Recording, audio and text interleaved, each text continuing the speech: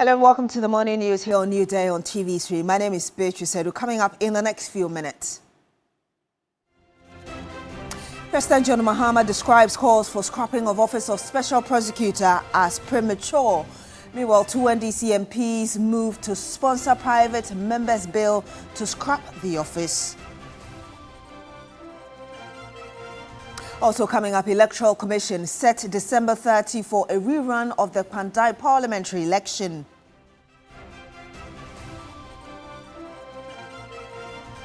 And much later on the program, government announces intervention to ease public transport, deploying buses on major Accra route during peak hours.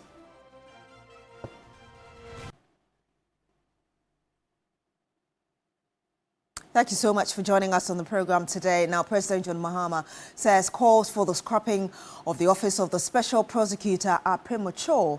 The president made this observation during a meeting with the National Peace Council at the Jubilee House. And so that's why we're resourcing the Economic and Organized Crime Office and the other anti-corruption institutions, including the Office of the Special Prosecutor. And recently, there have been some controversy with the Office of the Special Prosecutor. I think it's premature to call for the closure of that office. The unique thing about that office is it is the only anti-corruption agency that has prosecutorial powers to be able to prosecute themselves without going through the Attorney General. And so people had mistrust for the Attorney General because the Attorney General normally is a member of government and is a minister of state. And so they believe that the Attorney General will be very reluctant to prosecute his own. But if there's an independent office like the Office of the Special Prosecutor, it won't matter who you are because they have security of tenure and they have prosecutorial powers, whether you're a member of government or you're a member of a previous government or you are anybody who has, misappropriated public funds. They have the law is behind them to be able to prosecute you. So I think we should give them a little time. Of course, people want to see, more prosecutions and more results. And so I'll just urge the OSP to speed up, some of these investigations and, show people that the office is still very relevant. And still on this, two leaders from the majority caucus, Mahama Yariga and Nelson Roxon Dapiamokpo, have drafted a private members' bill to repeal the OSP Act and abolish the Office of the Special Prosecutor. It follows days of intense public and political demand for the office to be abolished after the arrest and detention of lawyer Martin Kpebu. According to the two majority MPs, the operational experience since the establishment of the Office of the Special Prosecutor has revealed persistent challenges, including the duplication of constitutional prosecutorial functions of the OSP and the Attorney General. According to them, there has been institutional friction between the two offices and jurisdictional overlap, which have resulted in delays and inefficiencies. They have also cited high operational cost of the Office of the Special Prosecutor with limited demonstrable impact in relation to the budgetary allocations made to the office. This draft bill would have to go through a number of layers, including being considered by relevant committees before it is brought before the House for consideration and passage, which would then initiate the processes for the repeal of the Office of the Special Prosecutor. Now you appreciate the power of the minority. You need us. We both need each other. Meanwhile, the minority in Parliament cooperated and participated in proceedings in the House, despite the early indication that they are going to continue to frustrate government business until the clerk to Parliament repeals or withdraws his notice to the Electoral Commission declaring the Pandai seat vacant. In the case of Samuel Nyeme Khan of Walensi, after the High Court voided his election, he filed an appeal. What did this House do? It continued to recognize him as a sitting MP throughout the entire appeal process. In the case of Eric Amwatin of Nkranza South, detained abroad on serious charges, this House resisted calls to declare his seat vacant while his legal status was unresolved. Vacancy occurred only upon his own properly executed resignation. In the case of Danawodapi of Keta, convicted and sentenced to 10 years imprisonment, this House did not treat the conviction as an automatic trigger. When he was granted a presidential pardon, he returned to this chamber on 10th of June 2008 and was permitted to sit and perform duties as MP. In the case of Adamu Dramani Sakanda of Boko Central, the honorable member continued to serve in Parliament for years while the courts determined civil challenges to his eligibility. Deputy Minority Leader Patricia Appiagyei says the clerk must act immediately to safeguard the integrity of Parliament. Defer any action until the appellate process is conclusively complete, respecting the precedent set across decades. We need to recognize that this premature notification violates the separation of powers, disrespects the judiciary, unjustly disenfranchises the people of Pandai, and betrays Parliament's own tradition of constitutional caution. This House is constitutionally, legally, democratically, and procedurally bound to withdraw the premature notice issued to the Electoral Commission. We stay a bit longer on this because the Electoral Commission has set December 30, 2025 to rerun the Pandai parliamentary election. A Tamale High Court on November 24 ordered fresh polls after it found the elections won by the MPP candidate in 2024 was marred by irregularities. Parliament has since communicated the vacancy to the electoral body, sparking a wave of protests by the minority. The EC, in a statement, indicated that it intends to comply with the court order by holding the election for only the 3 candidates who contested the 2024 polls.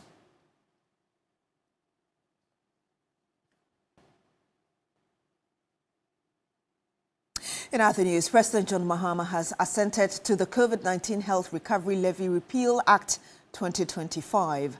This formally scraps the 1% charge imposed on goods, services and imports since the height of the COVID-19 pandemic. The repeal follows Parliament's approval last month as part of the government effort to eliminate what it has described as quote-unquote nuisance taxes and ease the cost of living for households and businesses.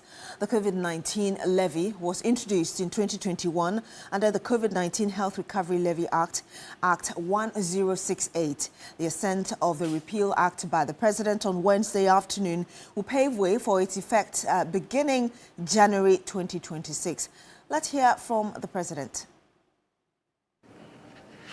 This is the COVID Health Recovery Levy Repeal Act 2025, and it's my honor and privilege to sign to repeal the COVID levy.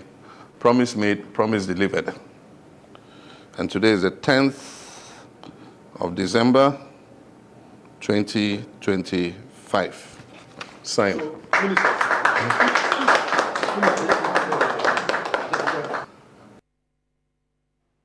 Now, the Transport Minister, Joseph Nikpe, has announced that a minimum of 8 buses will be deployed along 4 major road corridors starting from today to convey commuters back home after work during the peak hours.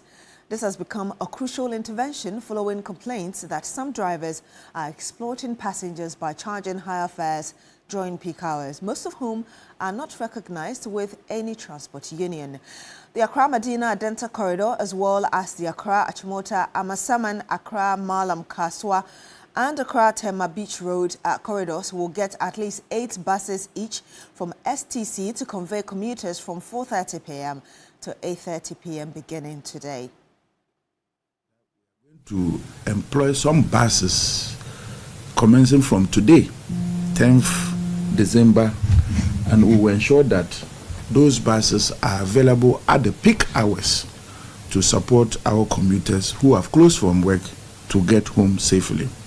And the Ministry of Transport is doing this in collaboration with the Intercity STC. Some of their long route vehicles return at good times and their schedules are for the next day. We are ensuring that we mop up all those vehicles and ensure that they are on our routes. So for now, we have identified 4 major corridors that we are going to deploy a minimum of 8 buses to each of the corridors. We are working to ensure that we increase the number of buses such that we'll be able to pick all our commuters home safely. And those corridors are the Accra-Medina Adenta corridor. They will have a minimum of 8 buses starting from today at 4:30 p.m. to 8:30. That will be the operational period. We also have Accra-Achimota Amasamai.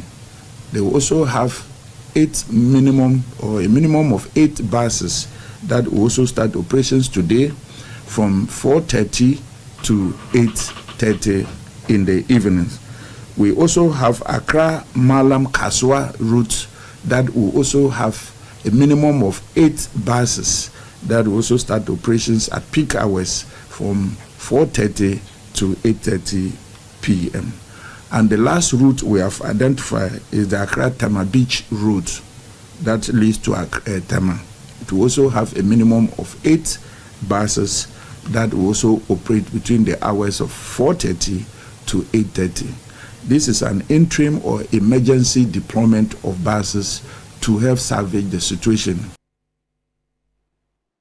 And let me remind you that this exercise actually started yesterday. Do take advantage of it. Now, Office of the Special Prosecutor says it supports the overall anti-corruption mandate of the proposed conduct of public officers bill, but disagrees with some of its provisions.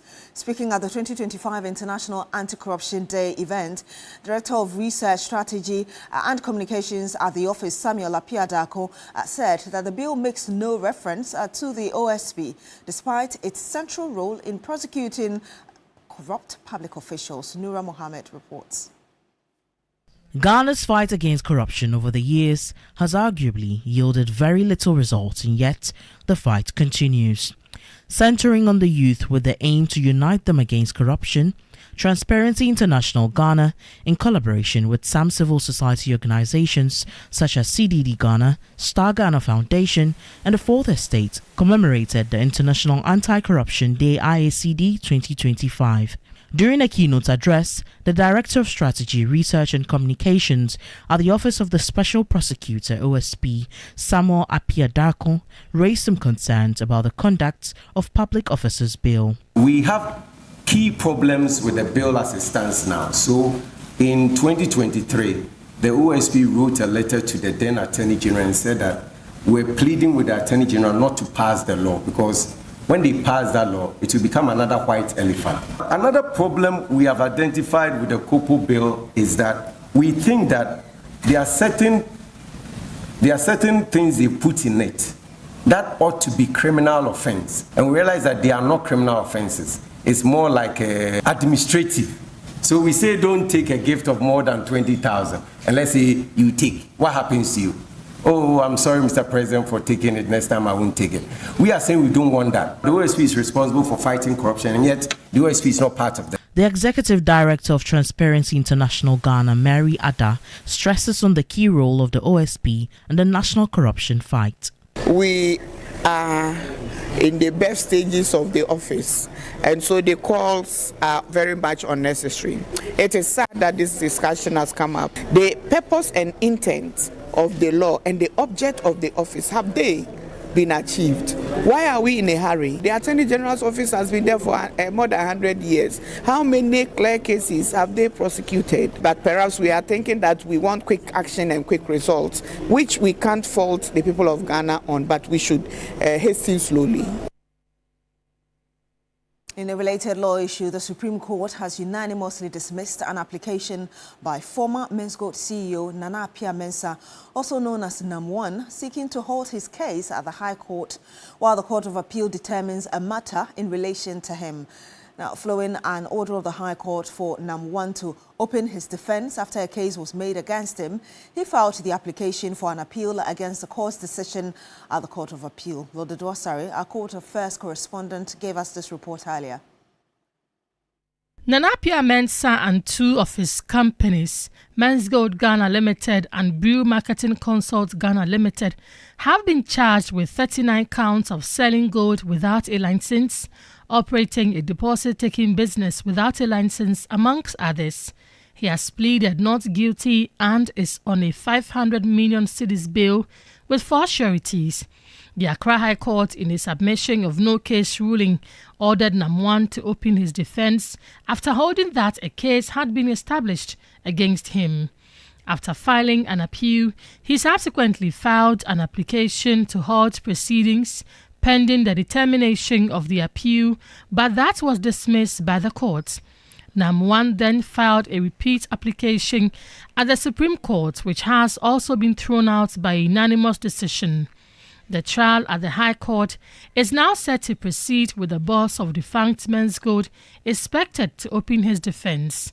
Spokesperson for the aggrieved Mensgold Customers Association, Fred Forson, reacted after the court's decision. Per the ruling today, it means it's over here, except maybe he want to take another decision. That is up to him and his lawyers. But for us and for our understanding, what happened here means that the trial court now can go ahead with the case. At the last sitting, the judge directed him that when we go on the 16th, he should be prepared to mount the witness box and open his defense. It's almost 8 years now, 7 years. I have spent 7 productive years of my lifetime fighting this cause as the leader and the convener of this group. And that's all for the morning news here on New Day on TV3. My name is Beatrice Edu. Thank you very much for joining us today, and do stay with us on New Day.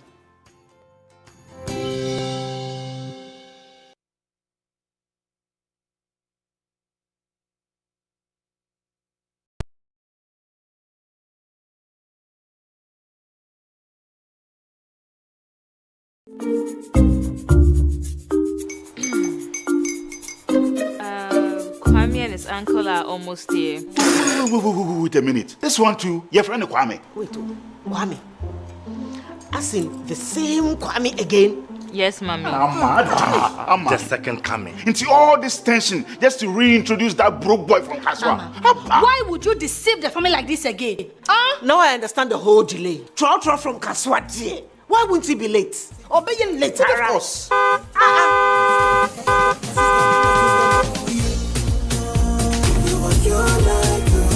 Star 712 hash, star 712 hash. You go be the luckiest. Go be from Georgia, be luckiest. From not the block, she be luckiest. Yeah, you go be luckiest. Nobody know why you're luckiest. Everybody go be the luckiest. That's Kwame! Send your God the apple boom. If you're poor, what's that? So would the coming of the son of man be. Is that his car? Ha! Even now, your shadow the way designer. I use my own mouth to reject him. Oh, this is my mouth. Look at that. Kwame, my son. Now, tell me the truth. How did this all happen? Oh, mommy, simple direction. Mr. Good Luck no check me way. Yeah, man. Easy car. Or dial star 712 hash. The devil is a liar. He picked his ticket and entered his lucky 5-digit number. I'm his baby. Oh, how romantic. And he followed the prompts. Yes. And then boom, confirmation test. Fat. One quick, pick 5 numbers for me, okay? I'm feeling like 7. Dial star 712 hash. Choose your ticket, enter your lucky number, follow the prompt, and let destiny handle the You see how they love you now? Yo, do you have family permission? Before December, may release a motivational album. Patapa, my super. This promotion is regulated by the NLA on the Caritas platform. Dear Santa, all I want this holiday is special family time. Whenever you come around family, you can find love. To go on an adventure. Tickets to every game. Some giggles. And a puppy. Let's go! Yippee! This holiday, simply stay connected and get all you want on DSTV, your home of entertainment.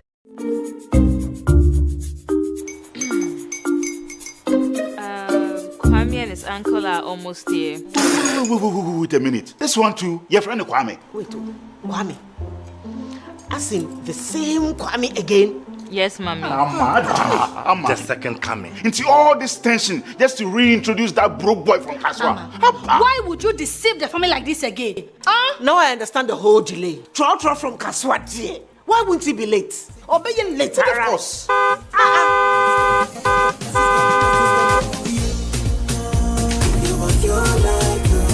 Star 712 hash, star 712 hash. You go be the luckiest. Coffee from Georgia be luckiest. From not the pure cause she be luckiest. Yeah, you go be luckiest. No matter why you're lucky. Everybody go be that luckiest. That's Kwame! Send your God the apple boom. If you put it toye, so would the coming of the son of man be. Is that his car? Ha! Even now, your shadow the way designer. I use my own mouth to reject him. Oh, this is my mouth. Look at that. Kwame, my son. Now, tell me the truth. How did this all happen? Oh, mommy, simple direction. Mr. Good Luck no check me well. Yeah, man. Easy kwa. Or dial star 712 hash. The devil is a liar.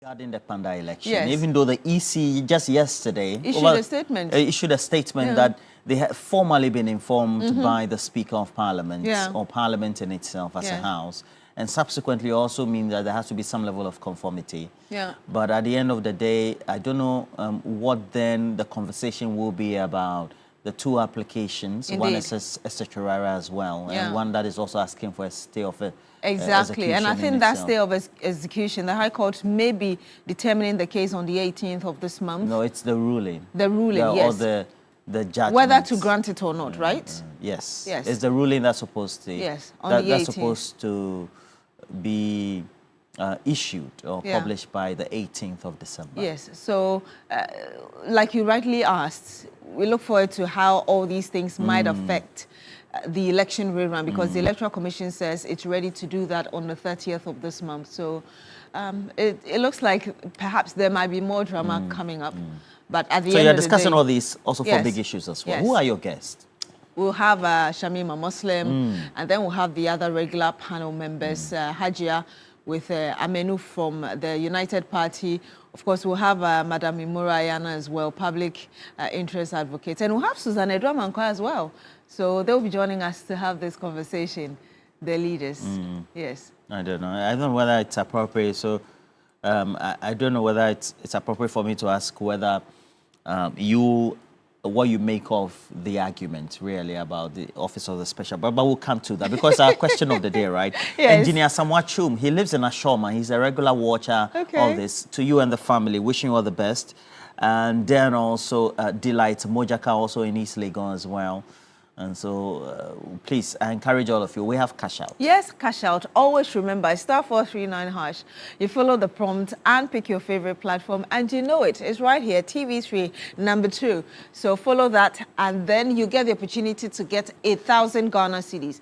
Always remember that we're giving 10,000 cedis to 10 individuals.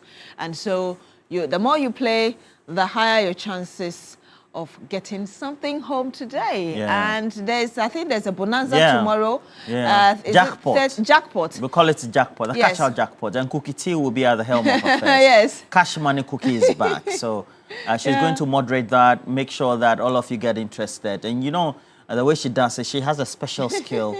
And you know, some people are just good for fundraising. You know? You're having your events, and you have a moderator, etc. They'll come in and do the fundraising. Even if you didn't want to pay, you pay. They're able to do that. Fantastic people so far. But our question of the day is up, and that segment, further this morning segment is next. And we're asking you, what do you make of all the brouhaha in relation to the Office of the Special Prosecutor? We know that the majority leader as well as the majority chief whip, so Roxy Nelson Dapamakpo, and then also the former, as we just mentioned respectively, Mahama Yariga. Yes, the majority leader. They want some interpretation. Yeah, they've actually filed a private members' bill, try to get that office scrapped. Annulled, Yes. I don't know how that is going to happen. Yeah, it's at variance to what the official government position That's what is. I'm saying, yes. Yeah, but again, we have to posit that both sides of the political divide,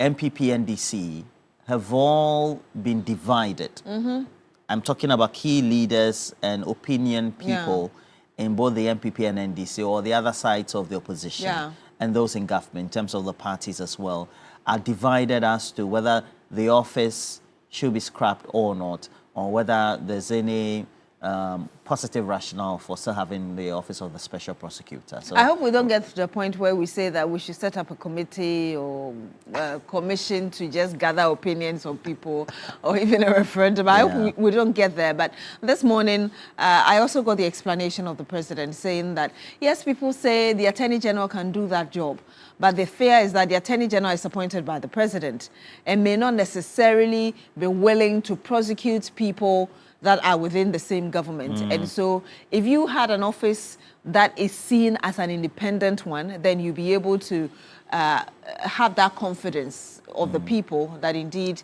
whether or not the people who are at fault are within the government, that office will still be able to deal with them. So let's see how it goes, as I would always say.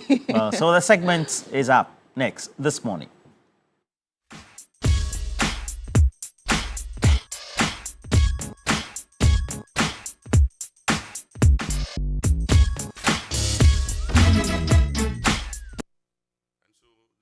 resourcing, the Economic and Organized Crime Office, and the other anti-corruption institutions, including the Office of the Special Prosecutor. And recently, there have been some controversy with the Office of the Special Prosecutor. I think it's premature to call for the closure of that office. The unique thing about that office is it is the only anti-corruption agency that has prosecutorial powers to be able to prosecute themselves without going through the Attorney General. And so people had mistrust for the Attorney General because the Attorney General normally is a member of government and is a minister of state. And so they believe that the Attorney General will be very reluctant to prosecute his own. But if there's an independent office like the Office of the Special Prosecutor, it won't matter who you are because they have security of tenure and they have prosecutorial powers, whether you're a member of government or you're a member of a previous government or you are anybody who has, misappropriated public funds. They have the law is behind them to be able to prosecute you. So I think we should give them a little time. Of course, people want to see, more prosecutions and more results. And so I'll just urge the OSP to speed up, some of these investigations and, show people that the office is still very relevant. President Mahama giving his stance behind his decision, why he thinks that it would be premature to scrap the Office of the Special Prosecutor. I think we do have our first caller on the line. Good morning to you, sir. Thank you so much for joining us on this morning segment on New Day. Your name, where you're calling us from. Good morning. My name is Isa calling from Bole. Isha Bole. Yes, sir. I think the very day they've detained Martin Pegu, I think that your topics were two, electricity tariffs and then Martin Pegu. But I've observed something on your studio.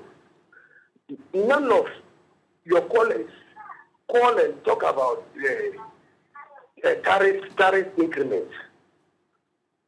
This is a burden, but the Ghanaians were not having interest on the tariff increment. Rather, Martin Pegu. What is the reason behind that? Ghanaians have interest in corruption. They are seeing that corruption is moving Ghana backwards. So, the special prosecutor, we are not seeing anything concerning about his office. That is why people are condemning that. They should just cancel it. So, NDC, what I'm urging them is that they shouldn't gamble with this corruption issue. Very soon, election will come. They'll account for it. You said there is corruption in the country. You prosecute. And then Ghanaians gives you, the mandate. You've come. So when they joke and they shouldn't joke with this corruption. That's why people have interest. Today, Matipegu is an hero. This guy, what do you call it, Domlebo, former Auditor General, he's an hero because Ghanaians, we are having some elected trust on them that, they are fighting corruption. That is why that the Ghanaians stood up behind Matipegu, including, TV3. The whole day you were running the show concerning about his arrest. I think it's not because of what he's fighting for. I don't think you will do that. You understand? So our interest is the corruption. So the office, I think that's a useless office that I can describe it. It's a useless office. It will not help me. Thank you. All right. Thank you very much for calling in and for sharing your thoughts with us from Bole. Alhaji joins us on the line as well. Good morning to you, Alhaji. Thank you so much for joining us today. How are you? Very well, thank you. How are you yourself? Nah, Tabiola. Nah, Gombian.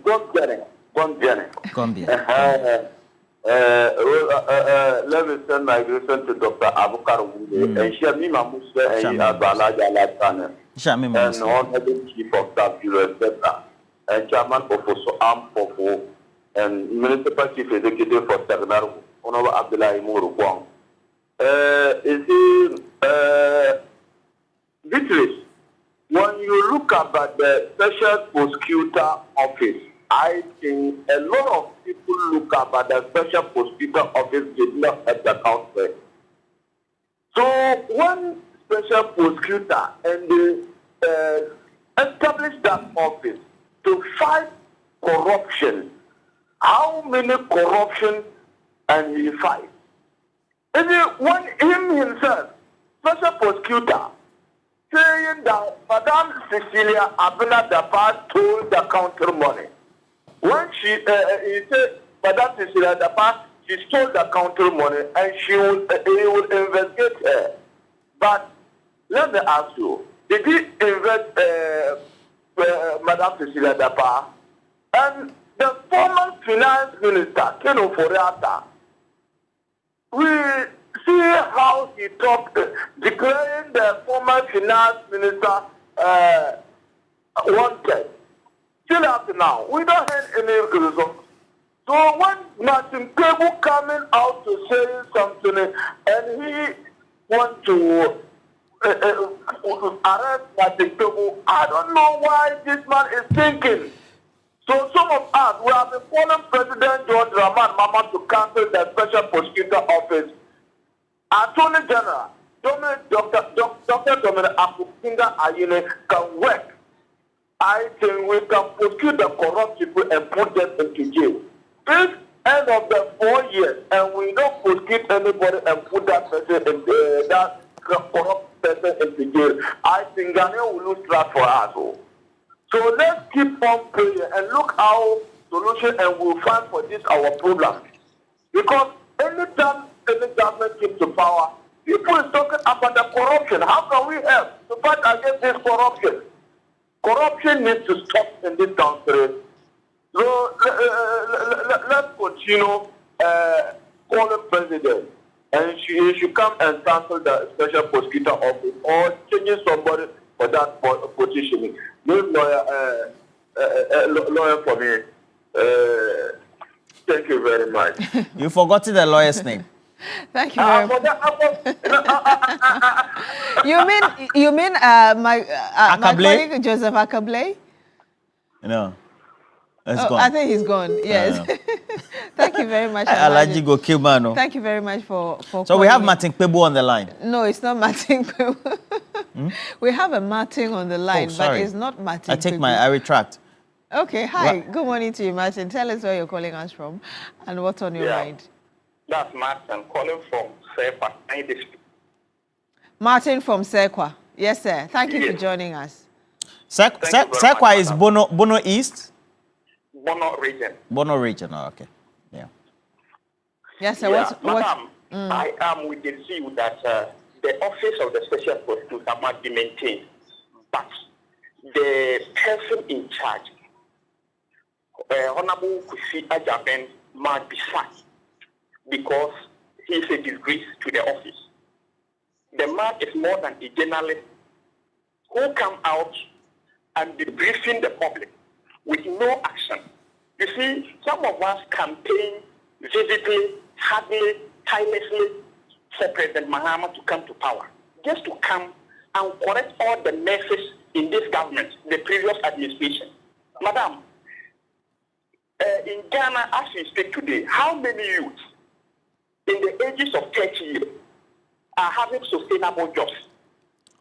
How many of them have buildings where even to live? How many of them even can afford a daily plan? That we have these corrupt political officials who have looted all that's supposed to be meant for the entire population of the country. But some few individuals are taking these monies. These people are roaming.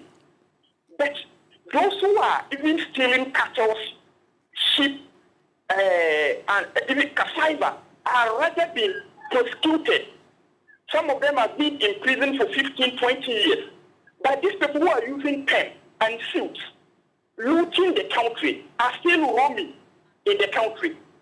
You see, if this administration fails to prosecute this corrupt official, I am telling you, in our next administration, there will be likelihood of having coup in Ghana because the youth in the country are not happy. So, in fact, I am with the view that the special prosecutor office must be maintained. By therefore, Kofi Ajaben needs to be sacked, as the president said yesterday. You know, the president, if he's to give everything to the Attorney General, he's also part of the government. And I believe what the president said, it will be difficult for him to prosecute the government officials. So we need special office like this office, but we need somebody who has the boss to hold up to the office and prosecute the corrupt officials, and even including the current administration, ministers and then appointees, so that at least we can do the right thing. But do you know what is happening at the school feeding program? Find out from the last administration what happened. People were having E6, what they were not even paid for, but they were paying them. Thank you. Thank you. Are you okay? Yeah, we're Thank okay. You. Thank you so much. Thank you so much, Martin. For calling in. Martin had a long one this morning. Exactly, yes. Yeah. And calling for the head of Kofi Ajaben.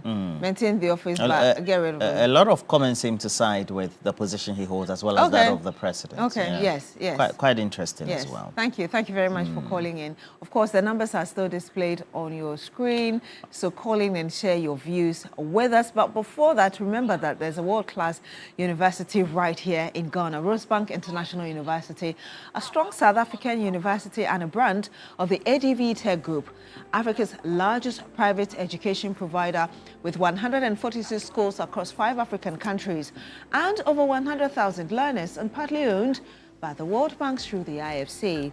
Rosebank International University is fully accredited by the South African Qualifications Authority, the British Accreditation Council, GTEC in Ghana, City Guilds UK, and Capsicum Canaries Studio. At Rosebank International University, we offer a Doctor of Business Administration, MBA, Master of Science and Master of Philosophy in Digital Marketing, Bachelor of Supply Chain Management, targeting professionals in freight forwarding, customs, etc. We also offer hospitality and culinary arts. Available at diploma, undergraduate and postgraduate levels. Our ICT has BSc Information Technology in Business Systems and IT Computer Application Development, all carefully designed to equip you with the skills and qualifications needed for a successful global career. Our mission is simple: inspiring excellence. Admissions are now open for January 2026. Visit our modern campus at Airport Commercial or Perbia House, Accra, or apply online at www.riuc.edu.gh. Rosebank International University, building global citizens. Oh, Rosebank as always. Yes. And we have a couple of comments. So this one is coming from Delight Mojaka, who says, let's make it clear to the people that the president said it's premature to scrap the office of the special prosecutor. And so it is the office and not the special prosecutor. Does it mean that you want the special prosecutor himself to go? It's a question I guess many people seem to, I don't know. After Martin Amidou, then we have this one also leaving. And I think that's why people were saying that perhaps we should reconsider this entire office, because Martin came, couldn't really deal with it. Now we're having issues with special prosecutor as well. We've had 2 individuals all struggling to fulfill the very mandate of this office. So do we still need to keep it? Okay. It's not for me to answer, it's for the audience, right? So Prince Henry Kofodia says, the office should not be scrapped, but rather the one in charge should up his game or be changed. Ghana is working again. And so Kofi Kwating Amanin Kukro says, I'm fully in support of the president that the office must be allowed to operate. We can tweak it a bit to suit our needs. Even the name special prosecutor puts fear in people. Just like Yoko and NIB, we cannot throw away the baby with bath water. And then Zilis Dwayne, who is watching us from the UK, says the president must sack the special prosecutor as soon as possible. Hey, Zilis Dwayne. Liverpool fans, they don't have patience, so waste of resources, but the office must stay. And then Sherry Giovanni, good morning to you, Sami. He says that the majority, especially Honorable Ayariga and Dapamakbo, should know that in as much as they do not like the governance of Akufo-Addo, doesn't mean anything or institutions established by his government should be deemed bad. They may not like the special prosecutor, but that doesn't mean that the OSP should be scrapped. They should turn their energies to fast-tracking the passage of the anti-LGBTI plus Q bill. And I also agree and urge the president not to permit the scrapping, just like he said. And he said good morning to Mr. Wise of the Volta Senior High School. And we have more comments coming through. I'm seeing Randa also writing something. So let me read this one from Ralph Akuse. For me, the OSP must stay, but it must be solidified, and the judiciary must also support the OSP and the SP. The moment we scrap it, the floodgates are opened. As the president said, it is too early. Another area that we should look at is how long criminal cases must travel at the courts. Look at one case for 8 years, and it's still at the High Court. Why? The technicalities in our judicial system are just too much. There's a message from Simon Yenwa in the Upper West region. He says, good morning, Beatrice and Roland. The objectives for setting up the OSP might have been upped in the fight against corruption. If the OSP was actually showing value for money in its mandate, I don't think anybody would have been calling for its head. If we were to agree with His Excellency the President, maybe we could give the OSP a little more time. Nevertheless, if there are any officers there not championing the cause of the OSP enough, they should be removed. I think we have Maxwell on the line. Good morning to you, Maxwell. Thank you so much for joining us. Tell us where you're calling us from and what you think of what we're discussing. Hello. Hi. Hello, Maxwell. We can hear you. Hello. Maxwell, we can hear you. Please go ahead with your points. Can I speak? Yes, please. Go ahead. Okay. The issue is about the special prosecutor. If the president is saying the office must be maintained, we should find best people to man that office, because it is costing a lot, but no response. The country's money is going waste. So that is my point. Kisha Jabe must go, and we find a special prosecutor for that. Thank you. Well, thank you very much, Maxwell. Very quick. Thank you for calling in and sharing your thoughts with us. Yes, I think there are some more messages, I believe. And more callers as well. Yes. Okay. This one's coming from Randa Chow. The Office of the Special Prosecutor is a good initiative and must be maintained. But the person in the office must go if it's not fit for purpose. Always blowing hot and cold. The special prosecutor is like that man who gives a lot of hopes to young ladies that he will marry them, and all of a sudden just fizzled out into oblivion and leaves them all the appetite wet and doesn't prove himself worthy enough to be a groom. Hey, Randa Shao. And clearly, all indications prove that the OSP, the SP, cannot do his job. We need that office, but not the one who is in charge. I see. Stephen Penn has a very quick message also from Wise. Says, I agree with the President, our President Mahama, to maintain the OSP, and I therefore urge my two younger brothers, Honorable Ayariga and Dapemekpo, to back down with their private members bill. However, the SP, Kisi, must be shown the exits very fast. Stephen Penn from Wa in the Upper West region. Thank you very much for sending your message as well. We do have another caller on the line. Good morning to you, sir. Thank you so much for calling us. Courage, I believe. Tell us where you're calling us from. Yeah, Courage from Hope. Yes, sir. Yeah, I don't have any problem with the OSP, and rightly, as the president said, it's immature. And the fact is that looking at the SP presenting or talking about Kenoforiata pronouncing me as a fugitive of justice, watching that particular, his posture, how he was presenting the thing, in particular, looking at him, you can see that he himself, what he was doing at that particular moment, it wasn't from his heart. Looking at his posture, if you take good critical look at video, how he was presenting the thing, as if somebody was putting pressure on him to do something he was not willing to do. And the OSP, rightly as the president must be maintained if that's the case. But the SP, the leadership of the OSP must be changed. Kisia Jabe must be removed. That's it. And I want to take this opportunity to thank the president for the student allowance, and I want him to pay those whose own didn't come. I know it will come, but it has started coming. And I pray that he should continue to pay the rest of us, especially School of Hygiene especially. Thank you very much. Thank you very much, Courage. Calling us from Ho in the Volta region. Roland, are there more messages? Well, so this one is coming from Eric Ameto Kwame. Good morning to you, sir. Hasn't processes been initiated for the removal of the SP himself? So let's get into that office, an SP who has the guts to hold people to account. I lost the modicum of trust I had in Kisia Jabing when he told KSM that he knew of Ken Oforiatta fleeing the country but did nothing about it. He then tried to blame President Akufo-Addo for his blunder. Kisia Jabing has lost it. He must go, please. Okay. I thought when he was speaking to KSM, he said that he tried everything, but nobody was willing to help to stop the man from going away. And but this one is... people came out and said that he made inquiries and there didn't seem to have been any requests like that.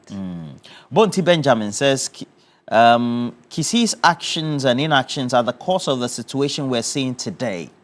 If the OSP's outfit is not giving us any value for money, then it must be scrapped to save resources for other important things. Ghana first. And says her happy birthday to Frank Chum Ousu in Achemtafo in the Ibuakwa North constituency. And Bonti Benjamin says, have a wonderful one. All right. And Mr. Stephen Peng will be the last one. I agree with President Mahama to maintain the OSP, and I therefore urge my two younger brothers, the Honorables Ayariga and Apamukbo, to back down with their private members' bill. However, the SPKC must be shown the exit very fast. Stephen Peng, wow. Mr. Peng, good morning to you as well. I see Benedict Clotte also saying, I think it is high time the issues of the OSP are tackled without wearing political lenses. If we think the officers are not up to task, we must probe and change them. On the other hand, if we think the office needs to be powered constitutionally, let's do so and fight corruption as a country. Benedict Clotte, a.k.a. Obumpa. Obumpa, let me read this message from Aziz Donla, also from Y. Says, I don't support the removal of the OSP and the SP until he recently dialed so he said he didn't until he recently dialed a wrong number by arresting Martin Kweku. Certainly, the arrest was totally needless and necessary. Kindly send my greetings to Professor Mahmoud Khalid, Rashid Tanko Computer. Well, thank you very much, Aziz Donla, for sending us your message and also sharing your thoughts. So with us, I think Sani is on the line with us. Good morning, Sani. Thank you so much for joining us. It looks like we've lost Sani on the line. Sani, can you hear us?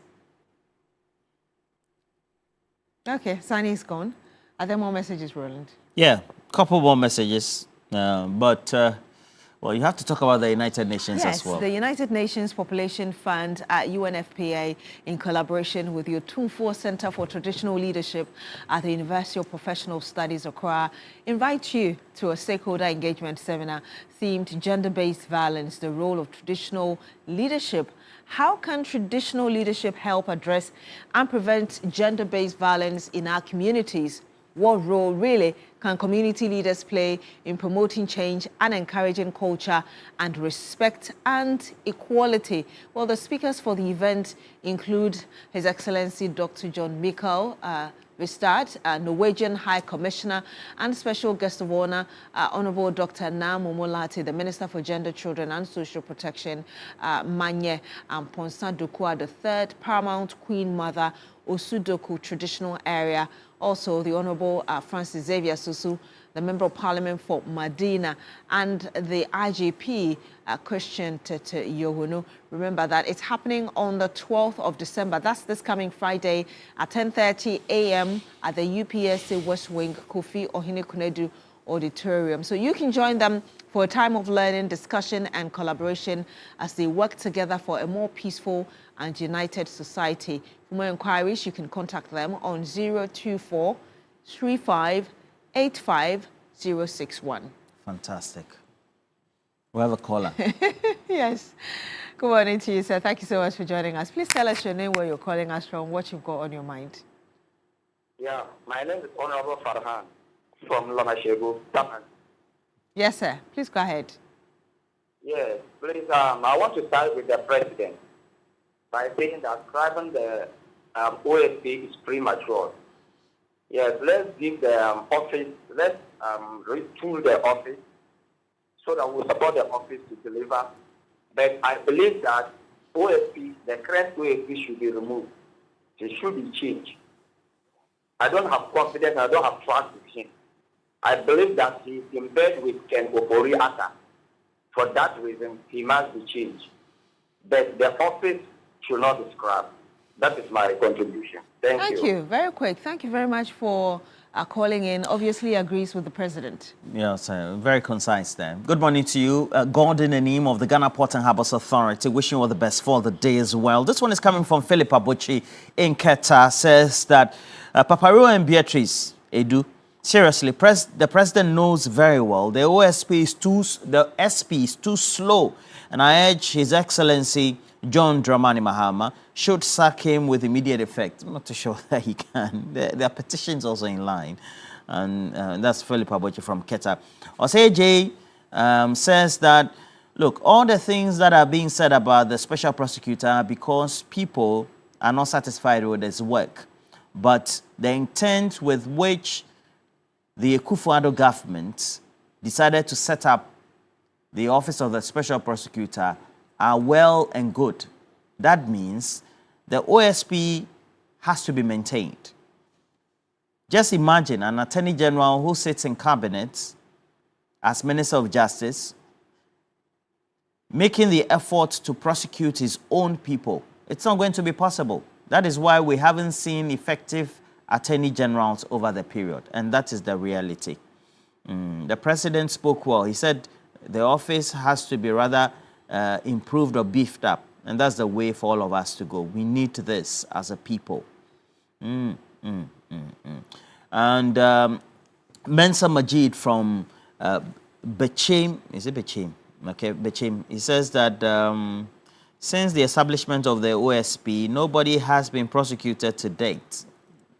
Okay, when he's a prosecutor, what do you mean? You mean jailed? Yeah. One jail, but there's been prosecution. Yeah, because the office There's says been money, that there are money's retreat, cases, so yes, that are already pending before the courts, appeals, and others. others. No, but there's been prosecution. Only that they haven't seen anybody jailed as a result of that. And I think Sami has always said but that the two is not, they are not. Yeah, the fact that somebody is in court doesn't mean that the person is necessarily going to be behind bars. Yes, we have another caller from Tamale. Good morning to you, sir.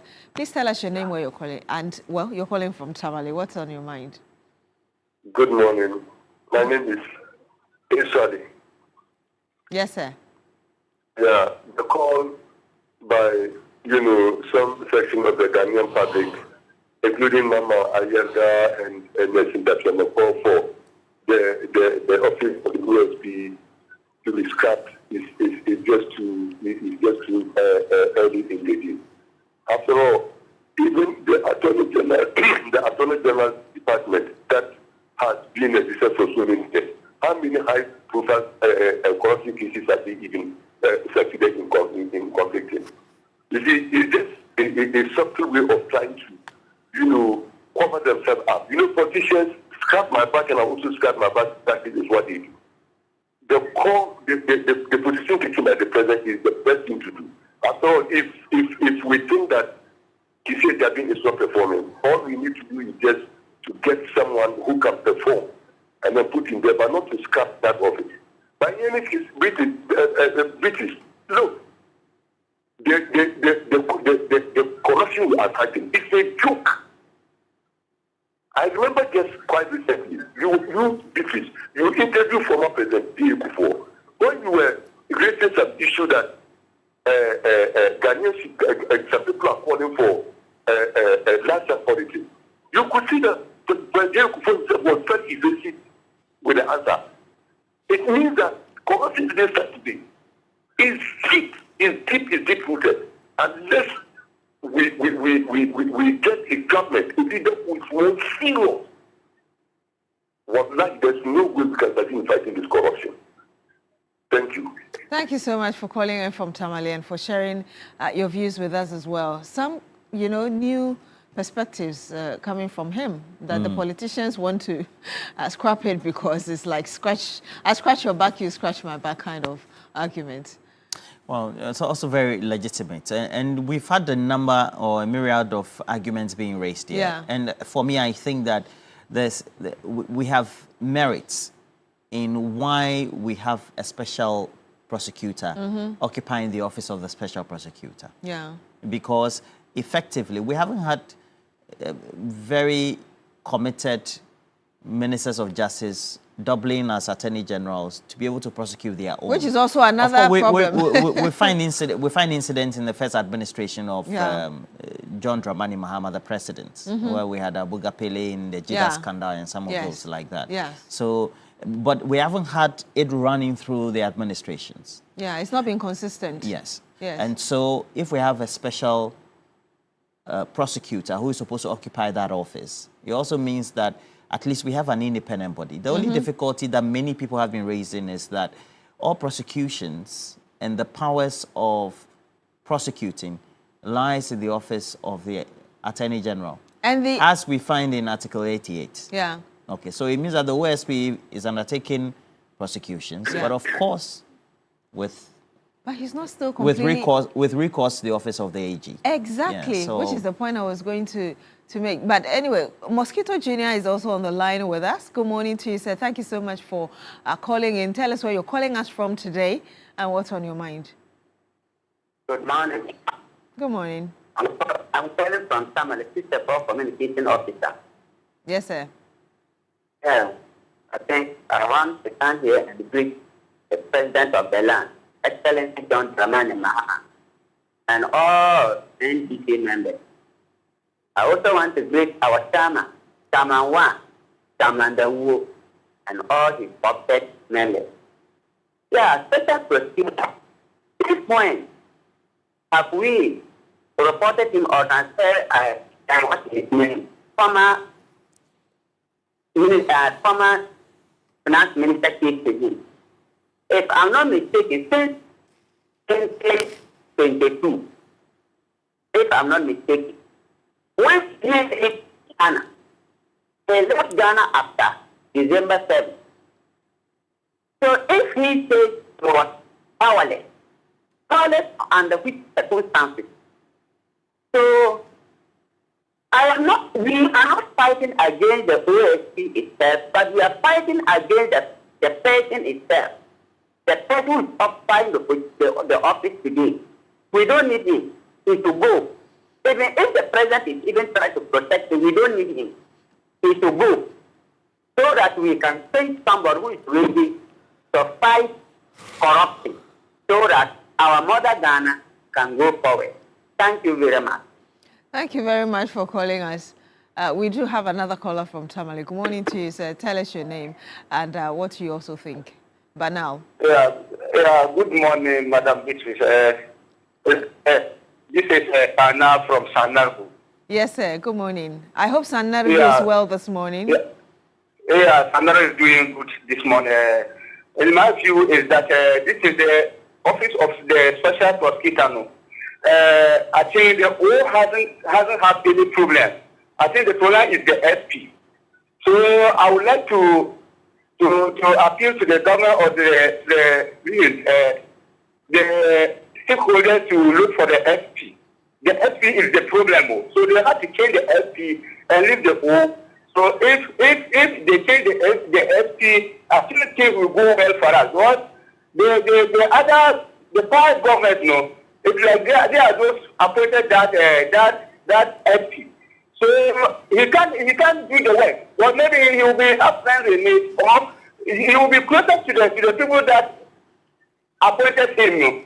So if they change the FP, I think the work will be very, very interesting. Thank you very much. Thank you very much for calling in, Roland. I don't know what you think or what. I mean, the one who called before this one, saying that even if the president is trying to protect him, you should just let him go. Well, I think the president is committed to having a special prosecutor occupying the office. Yeah. And his statement yesterday clearly is not wavering in any way. Yep. It's not indecisive. Yes. It's very poignant, straight to the point. Yeah. And so he believes, and I believe also that is the position of the government, because he's the one leading the executive office Certainly, of state. yes. That subsequently then means that the thoughts and the processes around the effectiveness of the special prosecutor, etc., has to be put to bed. However, there are petitions already in place that have been taken through the process, because the president received them, taken through the Chief Justice's office, and so the decisions will be made subsequently in tandem with what the provisions of the Constitution are. Subsequently, then we have to make a decision that this is the position of the government of the day. The political stakeholders, MPP, NDC, UP, etc., are divided on the office of the special prosecutor and its effectiveness and its relevance.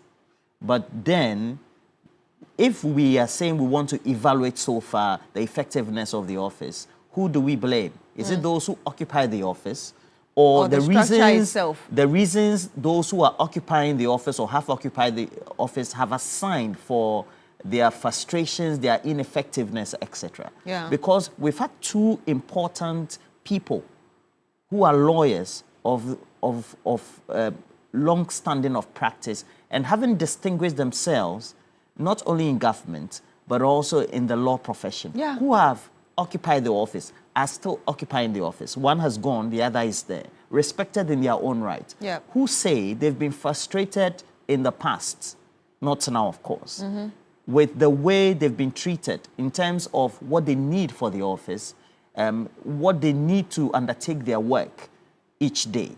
And that also means that the executive arm of government and then other states, maybe state agencies, have not given the needed cooperation to the special prosecutor to be able to undertake his work. I think that was the point I was making the other time, that it goes back to the argument of how endemic corruption is within the society itself. So anybody who stands up to want to deal with it, and Martin Amidu talked about the matter of all serpent of corruption and all of that. We've heard Kisie Jabin talk about Ankonam, which is now being used against him because of the Kenoforiata issue. So really, I agree with that point you're making, that do we need to look at the factors that are contributing to why the office is not effective, or we need to really let somebody go? Because if there really are issues that are mitigating or affecting the office and preventing it from being effective, even if you put another best person there, the person might still have the same challenges and you will not end up getting the results you need, which is why perhaps the point the president is making may go a long way in helping, because why don't you look at the root cause first before you look at the people who are occupying the position? And so maybe perhaps we will hope that after this special prosecutor ends his term, or whether he's removed following the petitions, etc. Indeed. If we get an individual who is able to perhaps be more effective than we've seen the last two. The whole narrative will change. Yeah, perhaps. Yes. Perhaps. Yes. Well, you're still here on Newday on TV3. When we come back, we'll bring you the big issue plus some more. Do stay with us.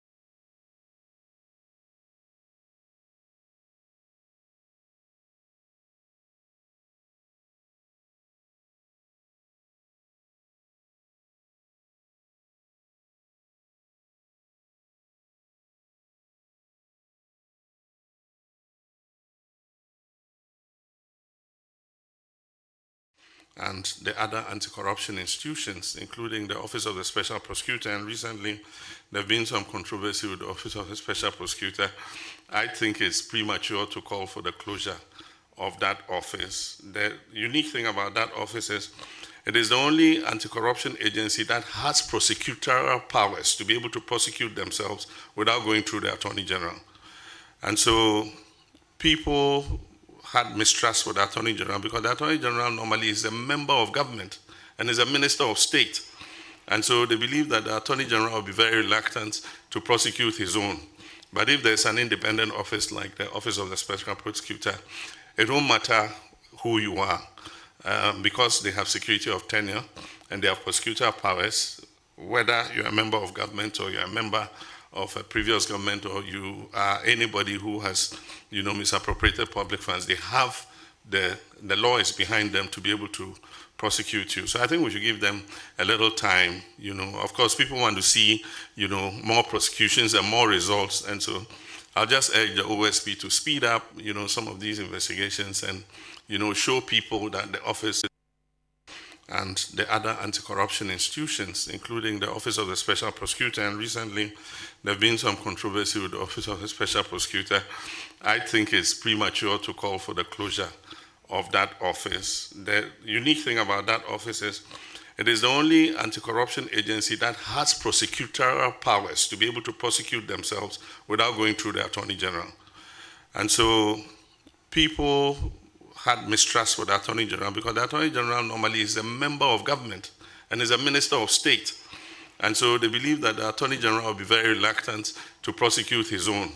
But if there's an independent office like the Office of the Special Prosecutor, it won't matter who you are because they have security of tenure and they have prosecutorial powers, whether you're a member of government or you're a member of a previous government or you are anybody who has, misappropriated public funds. They have the law is behind them to be able to prosecute you. So I think we should give them a little time. Of course, people want to see, more prosecutions and more results. And so I'll just urge the OSP to speed up, some of these investigations and, show people that the office is still very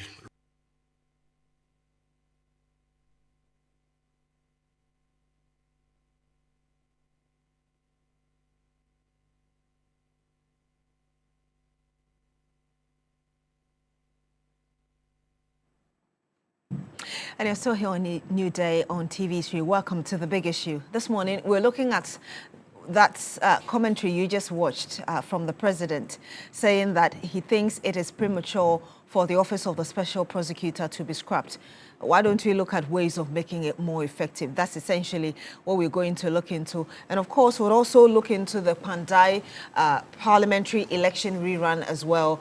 Yesterday, we had the Electoral Commission telling us that indeed that election will be done on the 30th of this month. But yes, our major conversation this morning will be the Office of the Special Prosecutor. I'm sure if you've been monitoring conversations, this office has come under intense criticism and scrutiny, and many are divided on whether or not really the office must be scrapped, or perhaps it has to be the man who is occupying that position, Lawyer Kisie Jabing, and his assistants in that office who have to go so that people are able to see how effective that office can be run and eventually dealing with corruption, as a lot of Ghanaians are calling for. So we'll be going into the merits of these arguments and really whether or not what the president told us yesterday perhaps brings a bit of finality to this in terms of what we must do with the office and what we must look at in terms of those who are occupying that position. And what happens with that statement, especially when we have two senior majority members of Parliament also presenting private members' bill to get that office, initiate process to get that office scrapped as well. That's different from or contrary to what the executive arm of government is asking for. Let me say, I do have on the panel with me Madam Shamima Muslim, Deputy Presidential Spokesperson. Good morning to you, ma'am. Thank you for joining us. Good morning. The last time you were here was how many months ago? It's been several weeks, several months ago.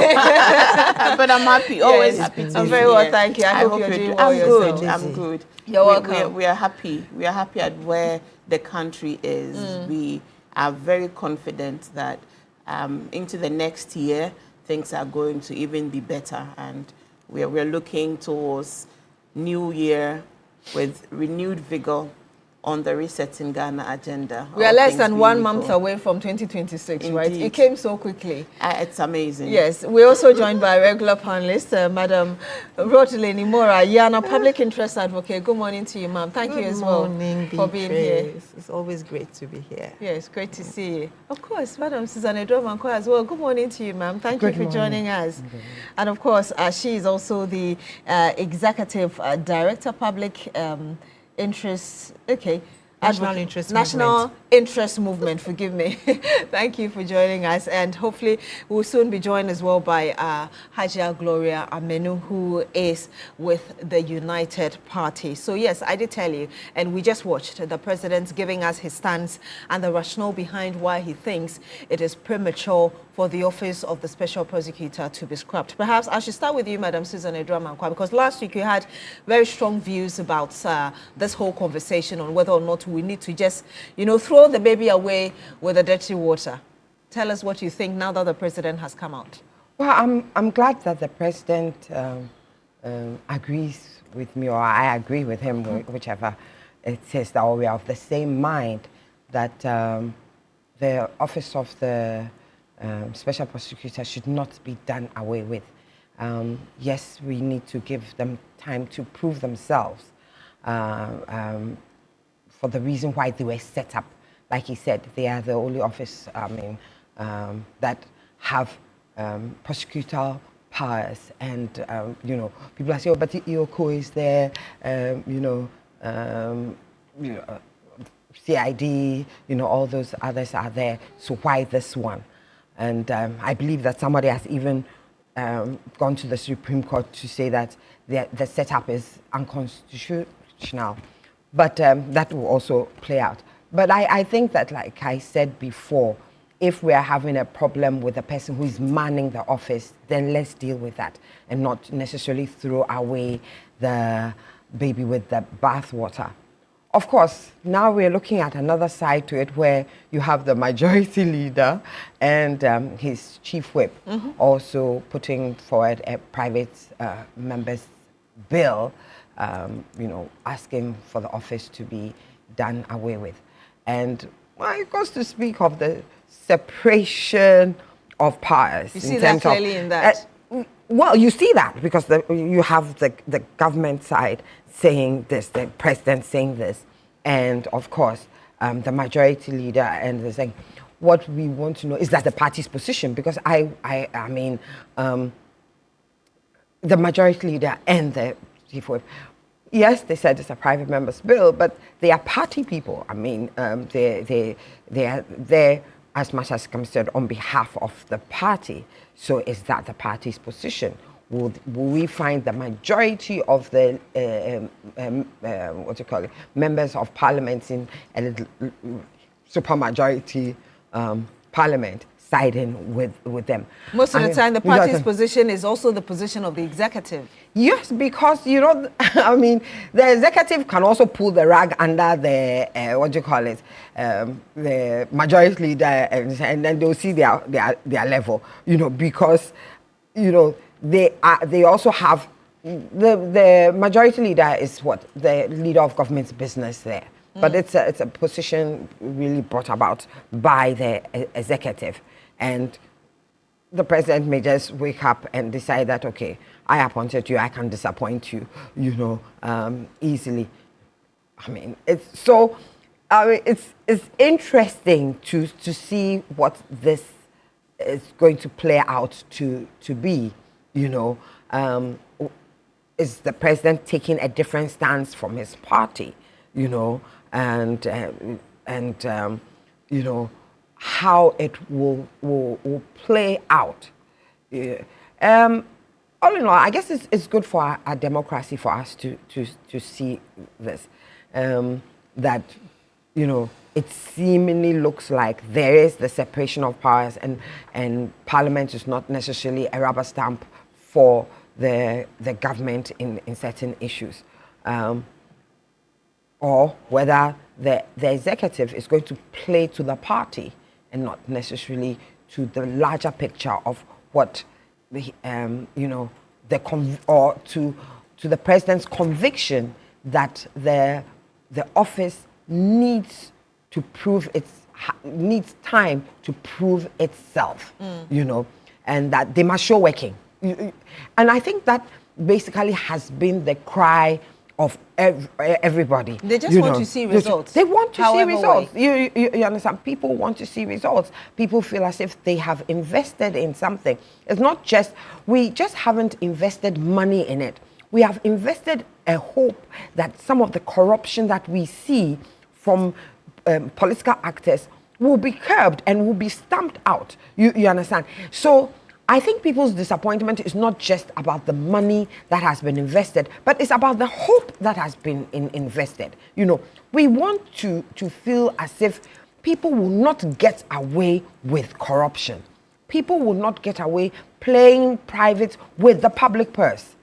You get it? So we have invested our emotions in that office. And so any, you know, thing that looks different from our aspirations, or you know, where we feel as if corruption is being punished, we would definitely want to do away with it and say, look, let's use what is there already, because then they are of no use. So I think that in between this time, you know, we want to see some change, some turn in the direction.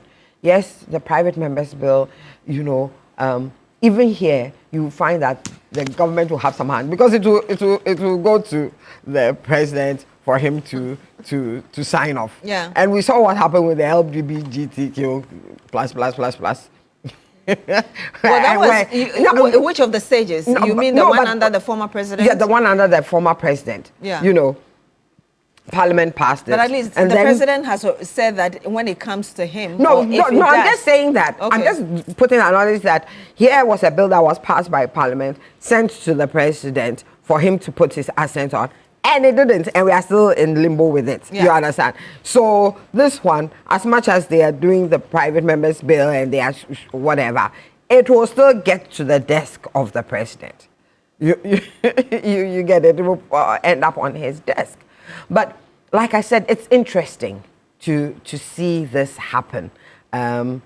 Is it? I don't want to be cynic to say that you know, whoever will capitulate is the same. But I think that it really is interesting, and we are watching. We're watching with interest. But one point I hear you make clearly is that you think the fact that you have members of parliament disagreeing with the same government, disagreeing with the posture of the party, but the executive arm is good. That at least there's some sort of checks and balances. The executive cannot always have its way when it comes to the other arms of government. Which is good, but I mean, this is an executive that has 2/3 in parliament. I mean, not 2/3 as in the parliamentarians, but a lot of the executive are in parliament. You understand? And they are there in parliament again at the pleasure of or they have positions in government at the pleasure of the president. You get it? Will he pull the rug under them if they are going to I mean, twat his aspirations? That's it. But the position of the majority leader and that of is that the position of the party? Really? Is that the position of the majority of the members of parliament in you know, well, NDC members in parliament? Is that their position too? You know, maybe they'll put it to vote and maybe we'll see. what happens. Let me acknowledge the presence as well of Hajia Gloria Menu, National Women's Organizer, United Party. Good morning. Thank you for joining us as well. Good morning. Okay, and you're welcome. Madam Ayana, I want to get your thoughts as well, because last week you equally had very strong views on this whole Office of the Special Prosecutor, Bruhaha. I'd like to say good morning to our cherished viewers. Good morning to all of us here. I saw, or I listened to the president. He spoke as a president, and that was his opinion, that there was no need. He felt it was premature to probably take off the Office of the Special Prosecutor. I think that as it is now, many of us had been talking about the Special Prosecutor, the office and the person. And I don't think it's only a one-sided issue. We've had lawyer Okudzeto, a former member of the Council of State under the MPP. We've had the former Speaker of Parliament, Okwe, also voice out this whole issue of scrapping the Office of the Special Prosecutor. Which is like food comes out of a kitchen and it doesn't taste fine. It's not good. Do you close the kitchen or you change the cook? So for me, it's a question of changing the cook. If we do not want to close the kitchen, then we must change the cook. So the special prosecutor as it stands now has not delivered to Ghanaians. Ghanaians are not, majority of Ghanaians are not happy. The majority leader in parliament has said his bit. Honorable Dafia Makpo has also said it. The Speaker of Parliament has also come out with that statement of thinking that it must be scrapped. So if we look at the genesis of how this whole issue of special prosecutor came about, it is not something that is enshrined in our constitution. We created it, Parliament endorsed it. And even when it was being created, there was a whole lot of dissent from the then minority and now majority. Yes. So it is not surprising that now they feel that it's not something that they want to have within the governance of this country. If we are to go about anything at all, if you look at the amount of money, the resources that we have put into this office of special prosecutor, and as we sit, there's nothing. He's shown us nothing. I mean, the last time it was something to do with about 100,000. What's 100,000? That's peanuts compared to about 41 million that we spent in his office, and we've practically gotten nothing. So I think that this issue, if we do not want, if we feel strongly that we need a special prosecutor's office, and that was to fight corruption, you get me? And he's handling high profile cases. And so far, we don't seem to see him getting anywhere. We still have Mr. Oforiatta out of this country, out of the jurisdiction. We don't even know when he's going to come back. We don't know if we are ever going to be able to prosecute him, the rate at which our special prosecutor is going. So I would say that President Mahama has spoken his mind. That is his view. He's the leader of this country.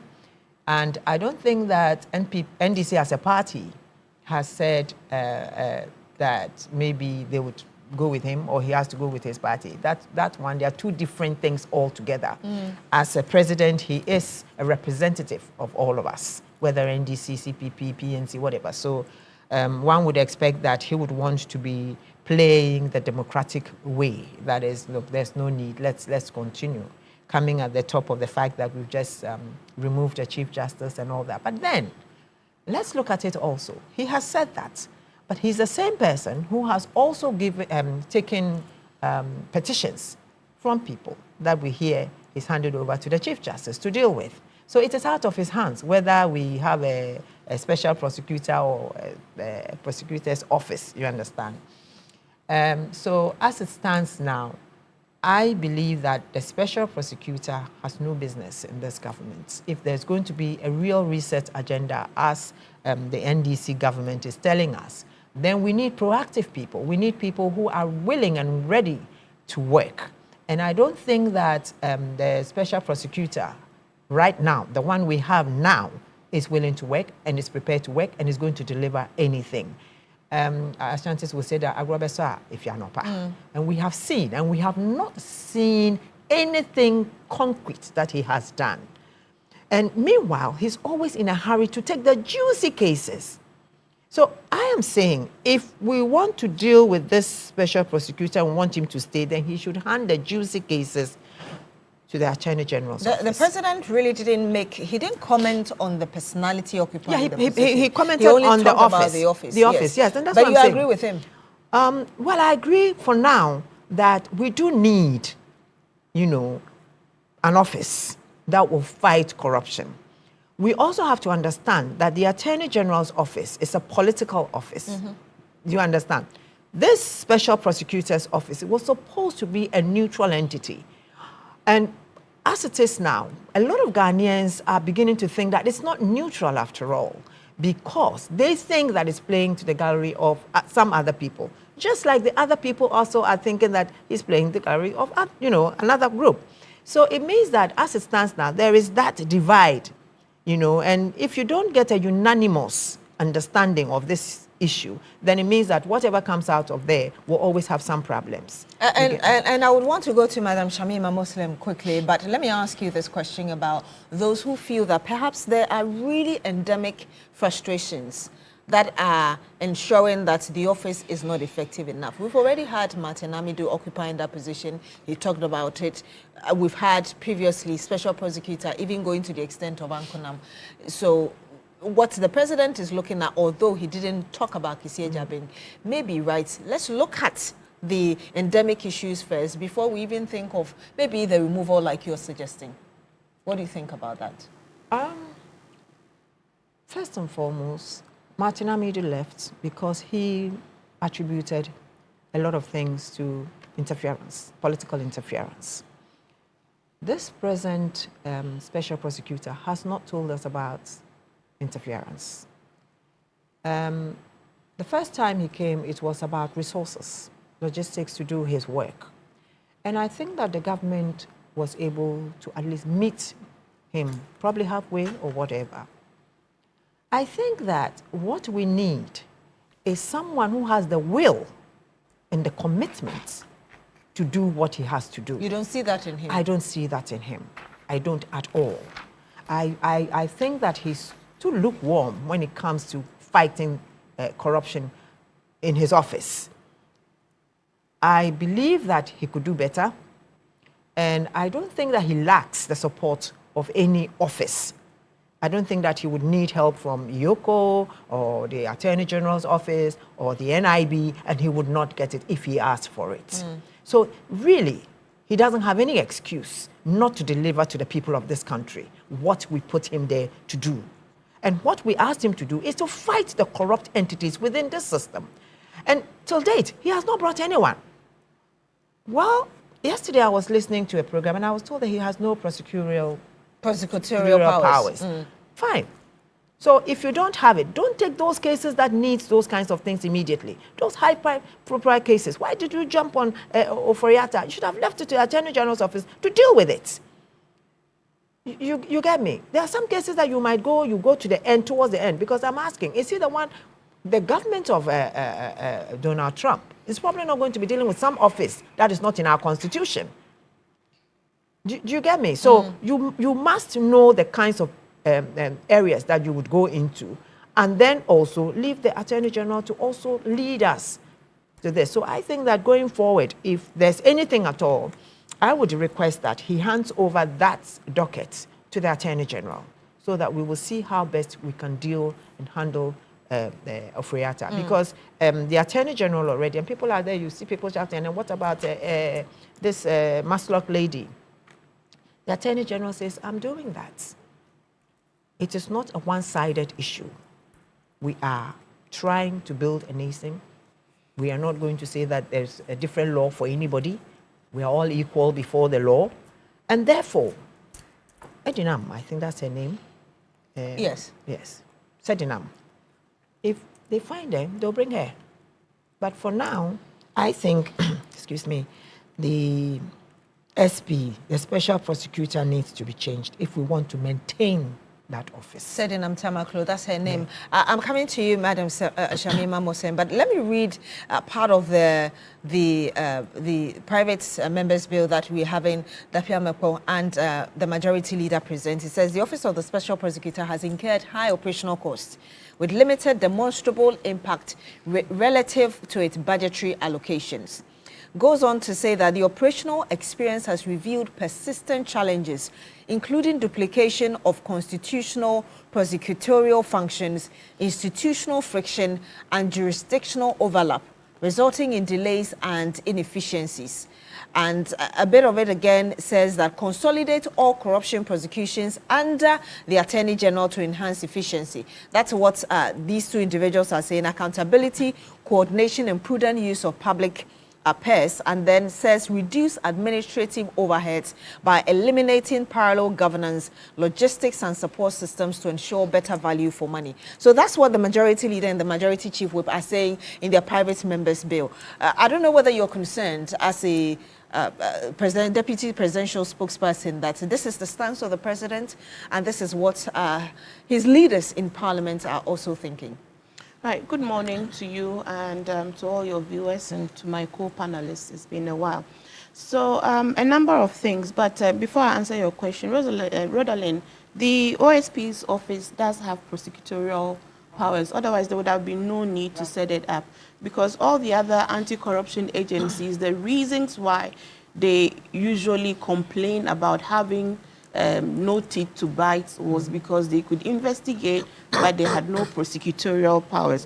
The intent to set up an office of special prosecutor was to give it the added, power to be able to not only investigate, but to prosecute and even to seize, assets and all. So they do have prosecutorial powers. What Susan said earlier goes to the heart of President Mahamad's administration, a new era of good governance. And let me say good morning to my boss, President John Dramani Mahama. He's so hardworking and he's so present. It's just beautiful to see how involved he is in his legacy mandate. Rodalyn says he's overworking. I agree with you, because you go with him on a trip, you come back, you fall ill, but he continues. The point about what is playing out today goes to show a new era of our democracy. Even in Parliament, they have a 3-line whip. Your party can whip you to do something, your government can expect you to do something, and Parliament itself can whip you to do something in the interest of parliamentarians.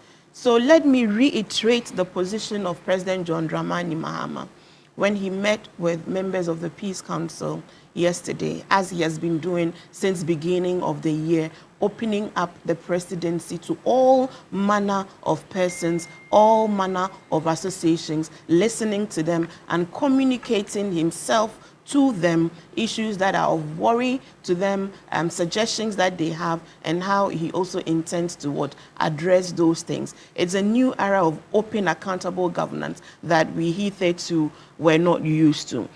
He has stated clearly that in his considered opinion, it is too early to be calling for the scrapping of the OSP's office, irrespective of the issues, the genuine issues that many people, have for it. At the heart of its intendment is a fight against corruption. Corruption is about saving the public purse, to ensure that we do not dissipate public funds into things and issues that brings no value. Corruption and the fight of corruption is to ensure that there is value for money in every venture that government, enters into, or state institutions, go into. So at the heart of it all, so to ask the same questions of even an office like the special prosecutor is not to be engaged in any, wrongdoing at all, because especially an office like that requires the highest standards of accountability and the highest proof of the things that they are fighting for, value for money and everything like that. But the president, being an avowed Democrat, intrinsically recognizes that institutions are not built overnight, and institutions will go through all kinds of forming, norming, agitations, but eventually they will find their level. But it does not prevent other citizens from also exercising their constitutional mandate. As we speak, a number of actions have been taken against the office of the special prosecutor. There is petitions that were submitted to the president, which have since been, transferred to the Chief Justice to determine whether there is a case to answer. There is a private citizen who is today at court to seek interpretation on the mandate of the OSP's office. His argument is that constitutionally, it is only the Attorney General that can investigate criminal cases, and to set up an office that purports to do something that the Constitution has directed, solely for the Attorney General is in breach of that Constitution. Very interesting times. In the same breath, the Majority Leader and his whip have also filed a private member's bill revolving around the same office of special prosecutor. So reiterating the president's view that it is too early, but all these processes, I suppose, will go through. What it also shows that is the NDC government is also a government that is testing its strength and the separation of powers, because to strengthen our institutions, we must test them through these kinds of mechanisms. So we'll wait to see what happens. But my main contribution, I want to go back to why the office was set up in the first place. And in fact, I was actually going to read a bit of that because of what Mayana said earlier. Yes. And if you would just permit me as well, just to establish that before you even give your contribution, it talks about the object of the office. And it says that it's to investigate and prosecute, Madam Ayana, specific cases of alleged or suspected corruption and corruption-related offences. And of course, recover the proceeds of corruption and corruption-related offences, which you're very upset about because you don't think that you've seen that, and of course, a number of Ghanaians. And then goes on to investigate and prosecute, and the list goes on and on, under the functions and the object of the office. Right. Yes. So like how I ask a question so that you rope that in as well. In this view, who decides what case goes to the special prosecutor and what case goes to the AG? So, well, the special prosecutor has proactively taken upon himself some of those cases. So the lines are quite, blurred. Personally, I was not of the view to set up more institutions to do the same things that we have existing institutions do. When I was in CSO, that was my considered opinion, because I thought that if there were gaps to the anti-corruption fight through the existing institutions, we could strengthen those existing institutions by amending the laws that set them up to perhaps grant them more powers to be able to do this work. The foundational issue and intendment behind the setting up of the Office of Special Prosecutions, or the decoupling of the Attorney General's office from the Minister of Justice, is so that they are able to fight corruption fairly, consistently, without bias. The thinking behind it globally, it's a global call, really, that to truly fight the canker of corruption, which is so insidious, even in many advanced democracies, you must have such independent institutions, independent of states, because the feeling is that states would often try to cover up its own corruption activities until a new party comes to government, and then we begin to hear all the bad things that went wrong. Let's go back to the first Martin Amidu. When Martin Amidu was appointed special prosecutor after the OSP's office was set up, I think in 2008, and according to him, he was appointed in 2008, but he would receive his appointment letter in February of 2020. By November 2020, Martin Amidu resigned and published the reasons for his resignation. Permit me to read a bit.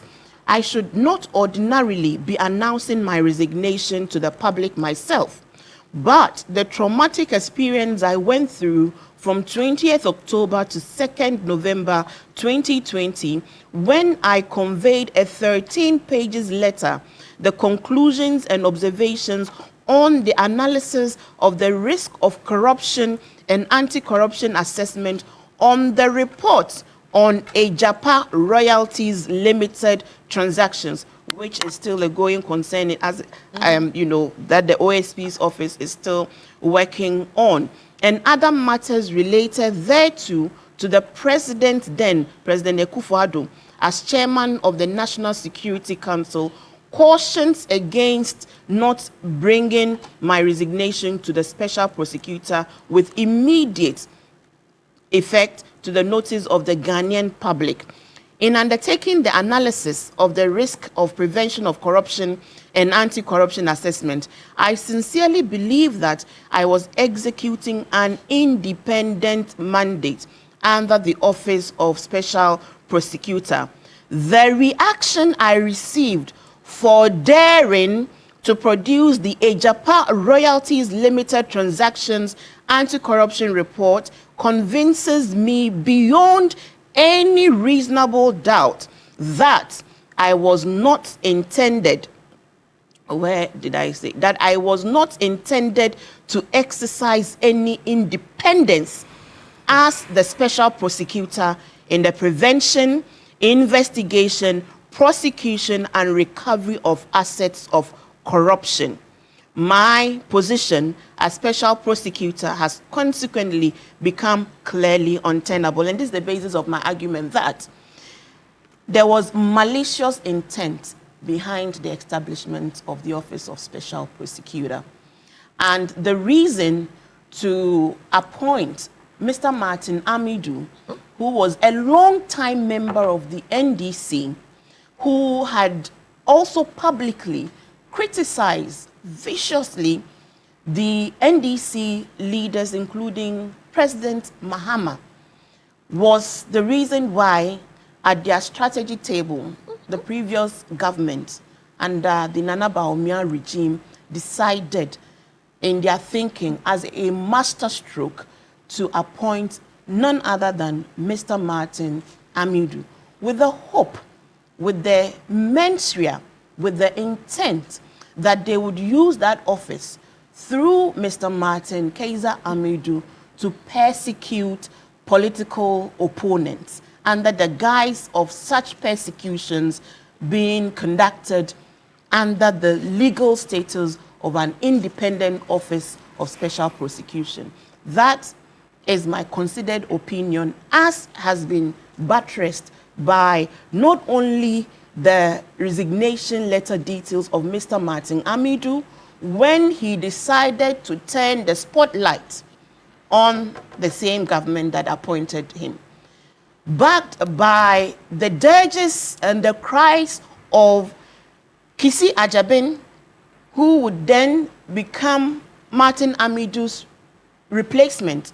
Kisi Ajabin, who was known to be a close ally of Nana Akufo-Addo, meaning if Martin Amidu brought from outside to execute an internal agenda had failed, how about we bring someone from inside?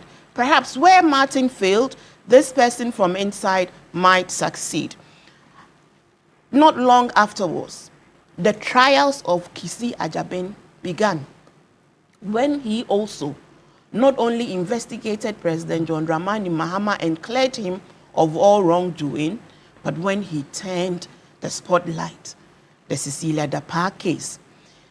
Kisi has been on air to speak about threats to his life, assassination attempts made on his life, frustrations made against him in the line of work, all because he dared to try to bite the hand that feeds him.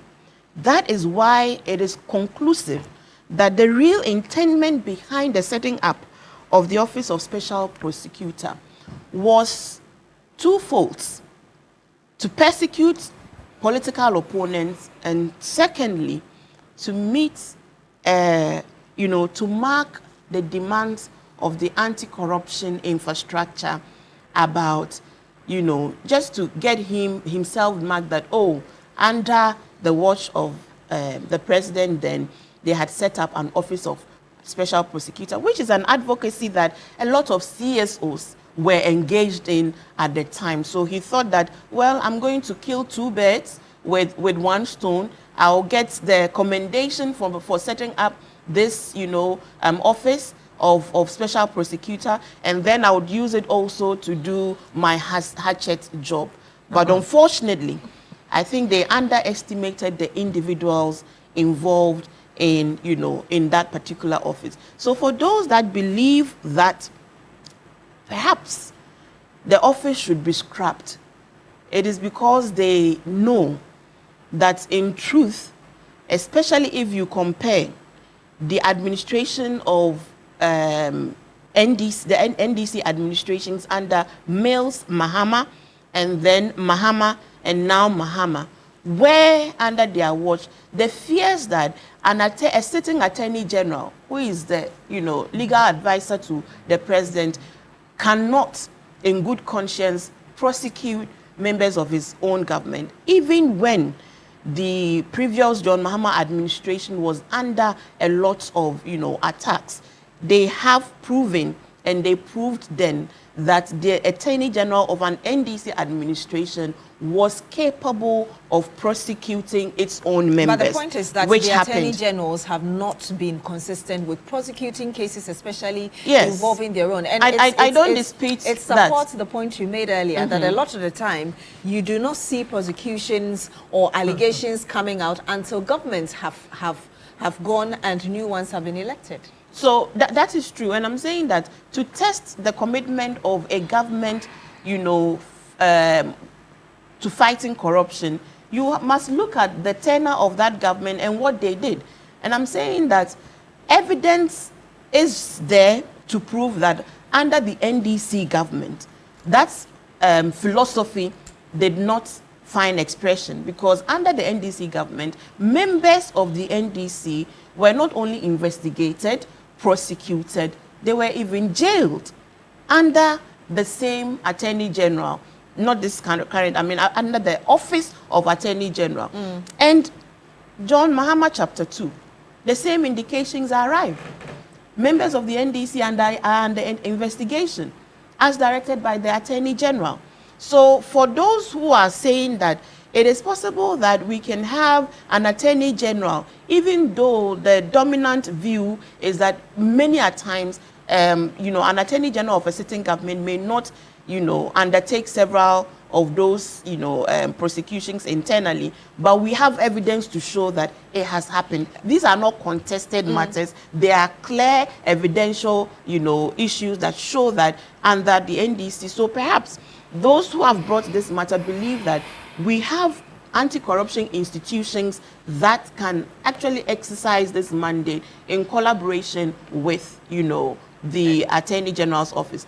On the other hand, those that believe that, those that believe that we should not throw the baby with the bathwater may also have a point. And that's the point the president espouses, that you may have challenges with the way an office is run, but you must know that an office is run by individuals, but the office itself can become a better version of itself.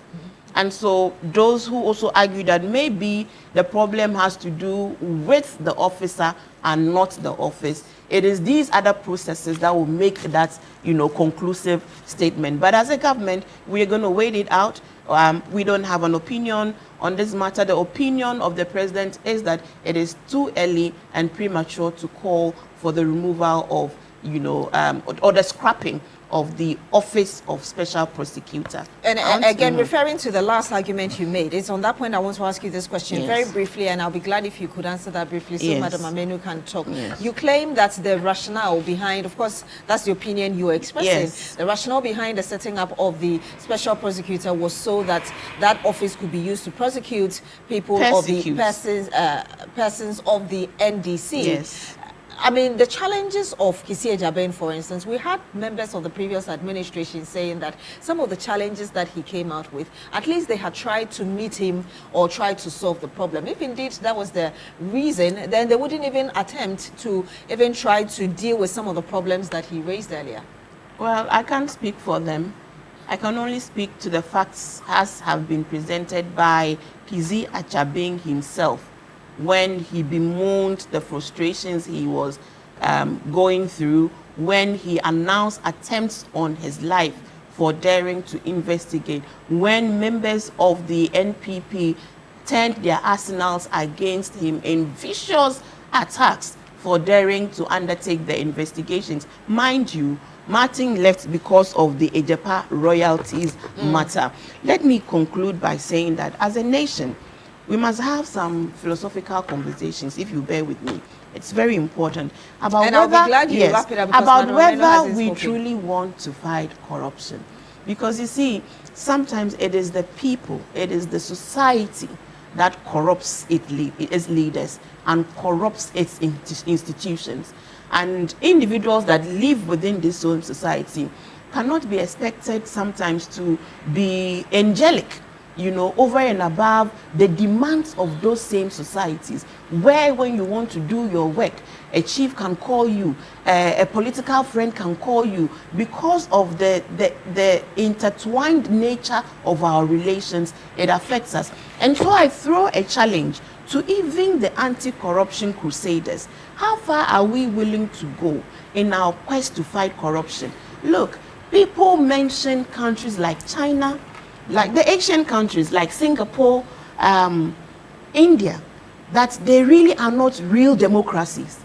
They are not real democracies because these are nations that have had one party in office for decades, but whose anti-corruption, infrastructure and accountability is so stringent that they have on their status corporal punishment, death sentences for public officers caught in corruption.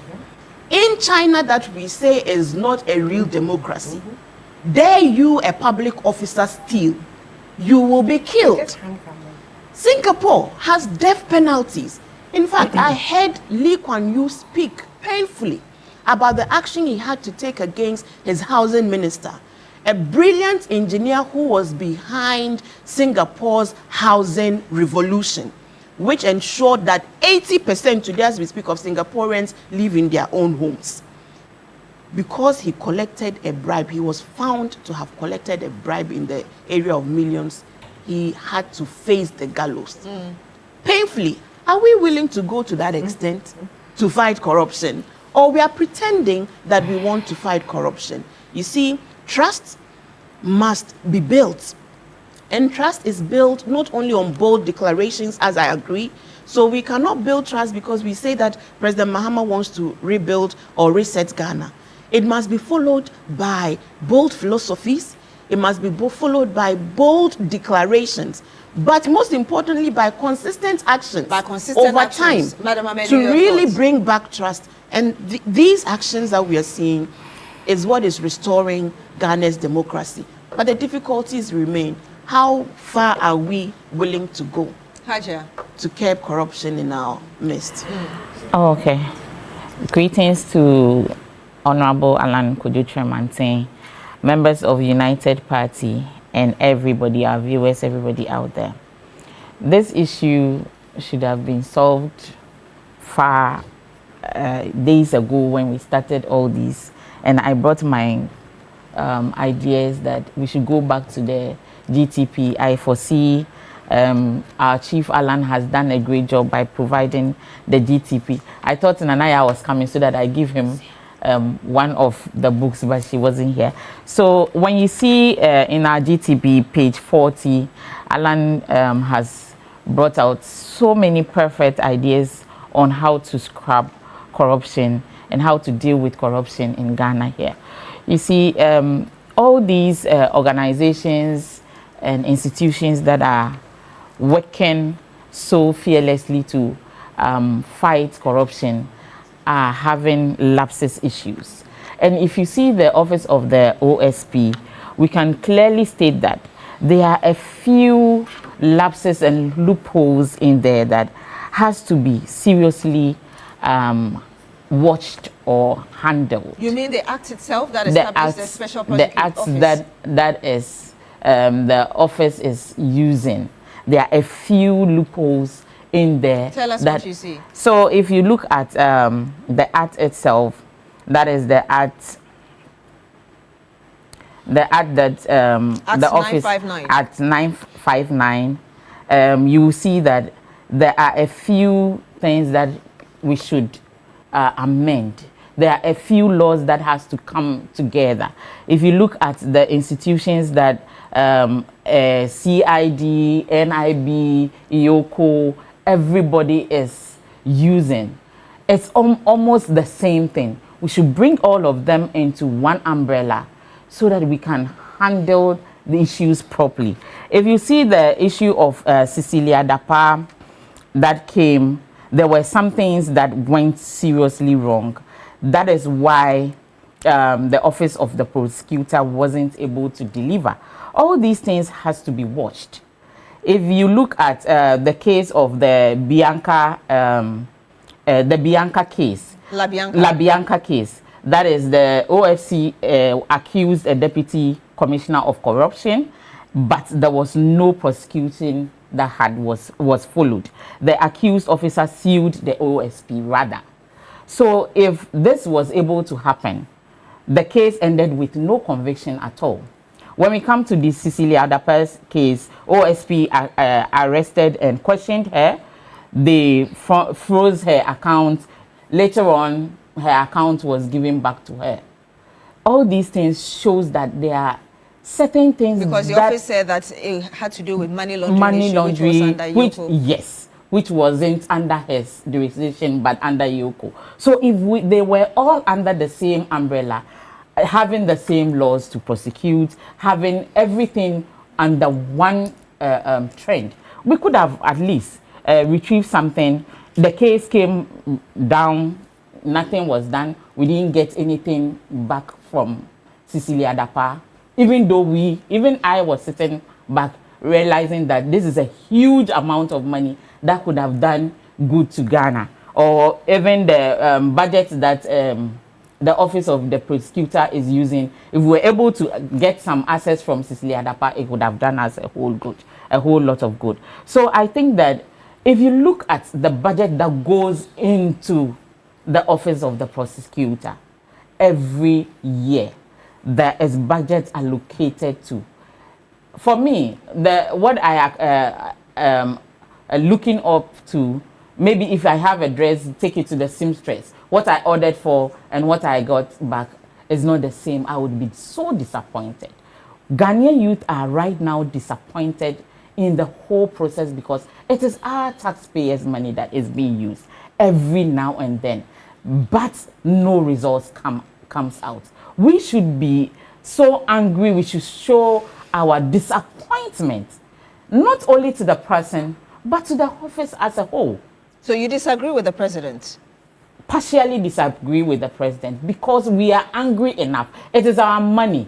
Students want, if you go to NSS, students are being posted far away and they can't even access their post areas. It is our money that is being funded to the OSP's office just to track down monies that has been looted. So money, corruption, we want to fight it. But the money that is going into the office is so much that we are not getting back what we are expecting. So our president has done well. Yes, he's talked so clearly about the whole issue. But we as Ghanaian youth are expecting more. We want accountability. Yes, the office of the prosecutor is there to fight corruption. Yes, but we are not seeing anything. All the efforts, all the requirements he requests for, we are trying to give him. We are trying to push the agenda of trying to fight corruption. But it's as if it's costing us more than what we are expecting. Now, when you talk about putting this under one umbrella, which umbrella are you talking about? Because the Attorney General also has the same authority, as it were, even with SHRAJ. One of the 4 arms or functions of SHRAJ is to deal with corruption. So which of the institutions are you looking forward to in terms of being the mother body that would deal with this very issue? So putting all of them into one umbrella. Let's take the AG aside, but I see CID, SHRAJ, YOCO, everybody coming together as one.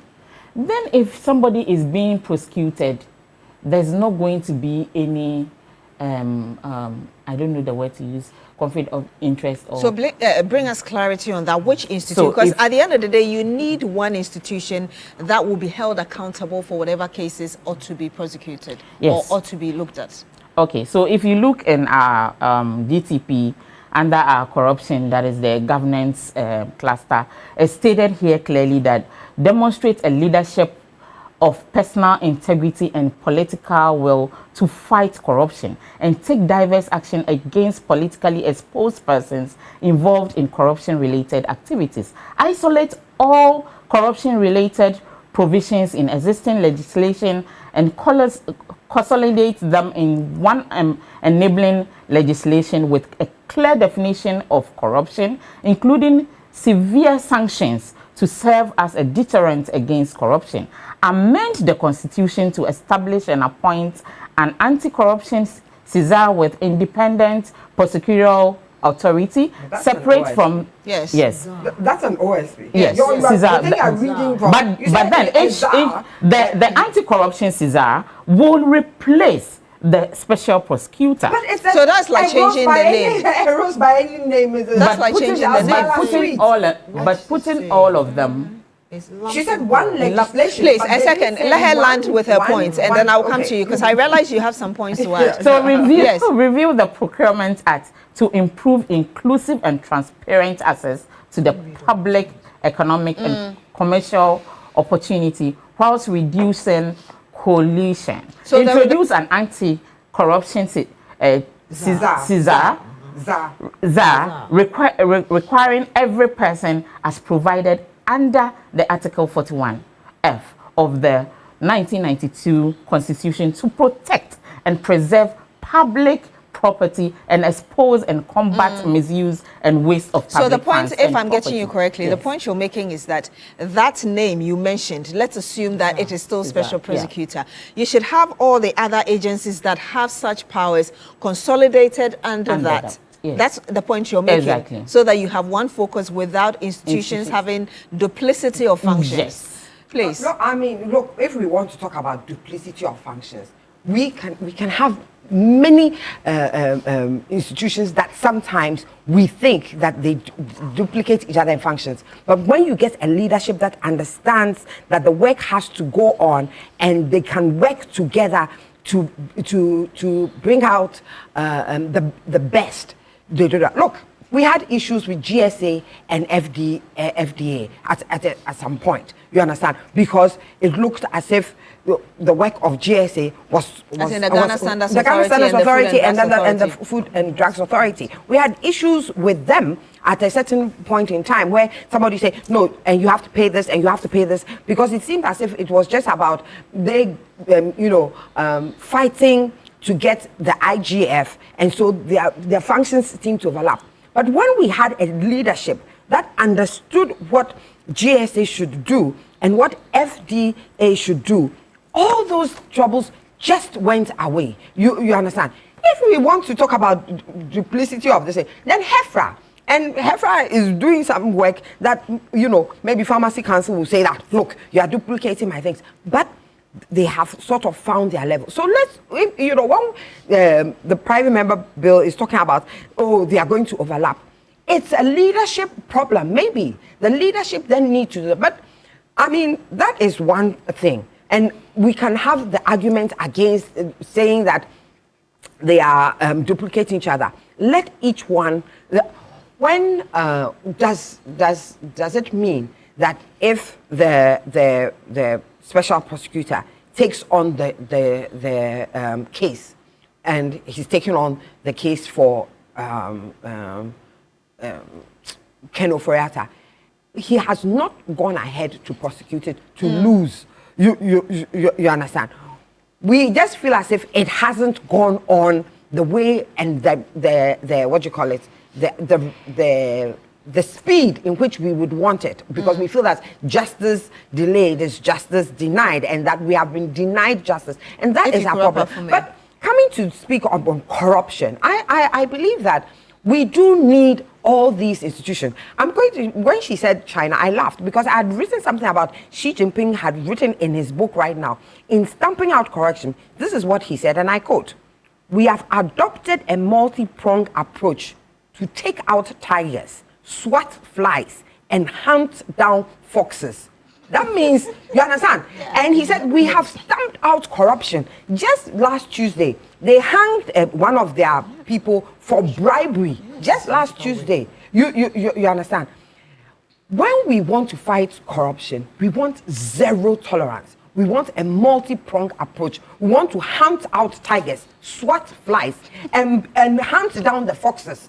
So, yeah, I mean, so, you know, so what's that? Yeah, I mean, if we could, you know, if we could, we would have done it the same way. After all, I mean, I'm looking at it, and then when she talked about the death penalty, Deng Xiaoping, he said that the death penalty is an education for life. It's an education so that you know that you should not do this, because we'll hang you from the nearest tree. I think that we should not, as citizens, be talking on both sides of our mouth. Either we want corruption and we want to live with it and agree partially. I don't know, when she said she agrees partially with the president, I was wondering which part she agrees and which part she doesn't agree. But we must take the stand that corruption is keeping us poor. A rich nation, that corruption is not giving our children a future, and that we must take the decision now to stamp it out. Even if it's draconian, that must be the way to go. Then we can have a proper life. Then we can have a proper life. I want you to land on your thoughts, and I'll give you 30 seconds to wrap up on this. We'll go to Pandai. Okay, so landing on my thought, when I said I agree with the president partially, doesn't mean that it's too premature. That's what I was talking about. Prematured in requesting for the office of the prosecutor to be, trying to say that if we are so angry as citizens of Ghana, just like she's saying, we should be so aggressive and angry that it is our taxpayers' money that is being used right now, and we are not seeing results. From my seat, I would have wished that at least somebody should have been accounted for, has been, sentenced or jailed or something. We want to see action rather than always being words, robbing, trying to massage them. No, we should be aggressive. We know that Ghana is suffering from corruption. Our funds and money, taxpayers' money, are being used at places that at where I sit, I am not comfortable with. I should be aggressive. I should be angry enough to let the office of the prosecutors know that we are behind, watching to see that at least some of the money that has been looted is recovered. Then I can be comfortable and say that, yes, I don't want the office of the prosecutor to be removed. I want this to be done. The office should be closed. It should be open. But if it's going on well, it's working properly, people are being... Nobody will complain. I will not complain. Why will I ask the office to be closed or restructured or scrapped? No, I'm comfortable because it is working. The purpose of the office being created has been successfully in motion, has gotten results. Whatever the aim and missions and the reason why the office was set is working. Why will I complain? There would be no need in complaining. In 30 seconds, Madam Ayana, please. Well, for me, I just, listening to Shamima about corruption, yes. I side with Susan. If we really want to fight it, we have to fight it head on. At the end of the day, political parties will be the first people will be asking to start. Because when we get to the situation where political parties will not use money, I mean, the monetization in our party politics is what is bringing about all this corruption. And then that word vote, vote. When you hear people say, we won't vote, then the politician is jittery. You understand? The politician goes out to because that's the only language perhaps people think they understand. Exactly. So you hear people saying, nurses will say, if you don't give us this, we will not vote. Then the politician is jittery. Doctors the same. You understand? At the end of the day, when a government even wants to take up a certain position, you are not able to, because the importers of rice, the importers of sugar, the importers of oil are all people who contribute to the success of political parties. And therefore, they are not even willing to make laws that will make it possible for us to say that, look, no more importation of this, no more importation of it, to save our farmers. You understand? So when we are going to talk about that, let's have a clean sheet, let's sit on this table and talk about corruption and how to get rid of it. How come it is only politicians who are rich? How come it's only politically exposed people who are rich? How come? It is true. It's not true. It is true. Okay. Most of the rich people in this country. Let me read this comment from. Look, no. The voice of London Radio. It's very dangerous to posit that it's only politicians who are rich. It's a very dangerous proposition. Maybe you have a number of politicians who are rich. Politicians are rich. You can say that without saying that it's politicians alone who are rich. Look, if you are going to look at the statement of Ghanaians, politicians come into office, they started off by sitting on motorbikes. They sit on motorbikes. The next time they are driving V8s, they have buildings and stuff. Within 4 years. From loans. What loans? How many Ghanaians get those loans? I don't think that we will have to go now. Our time is up. Masa Musa says, I am a politician. How you misinform. Please, I would want Madam Rodlin Ayana to land. The supplies, all the supplies that go, you understand? All the people, if you really want to dig in and find out the rich people in this country, the farmers, those who are farming, those who are doing, most of the other people, it is contracts from politicians. Inflated prices from politicians. That is what gives them the money.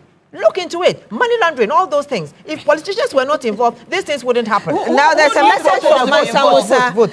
Please, there's a message. If I can read this message, it's all about time is up, unfortunately.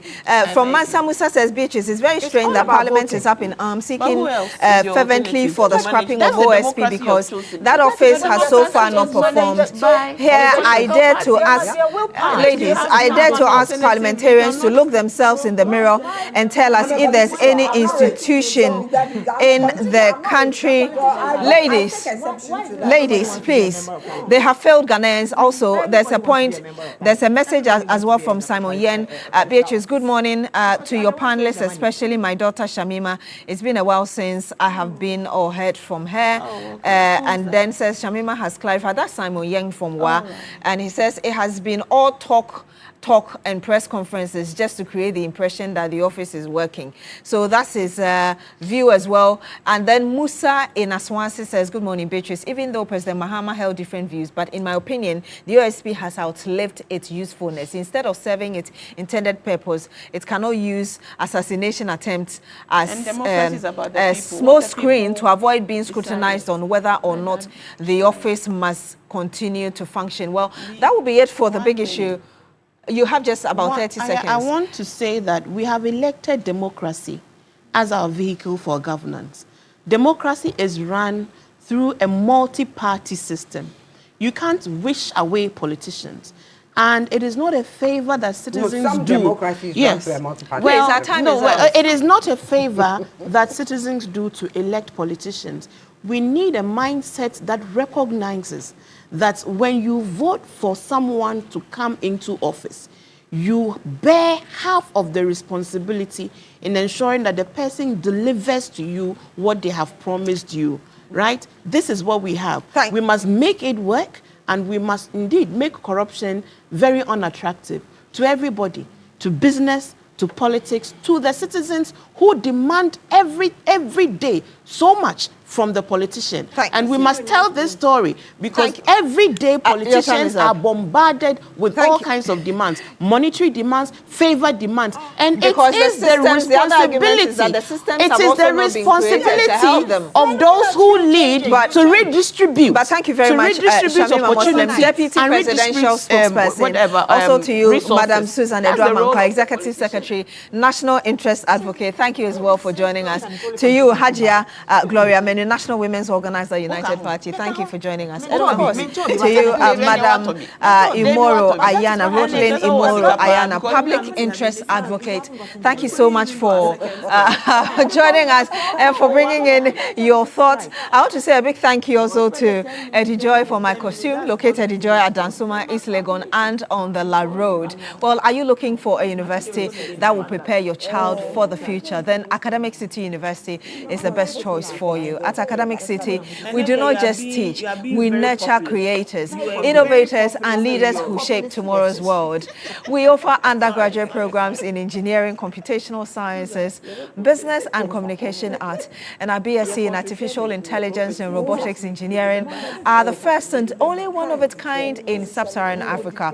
With world-class facilities and industry experienced faculty, students do not just learn the latest technology, they actually create it.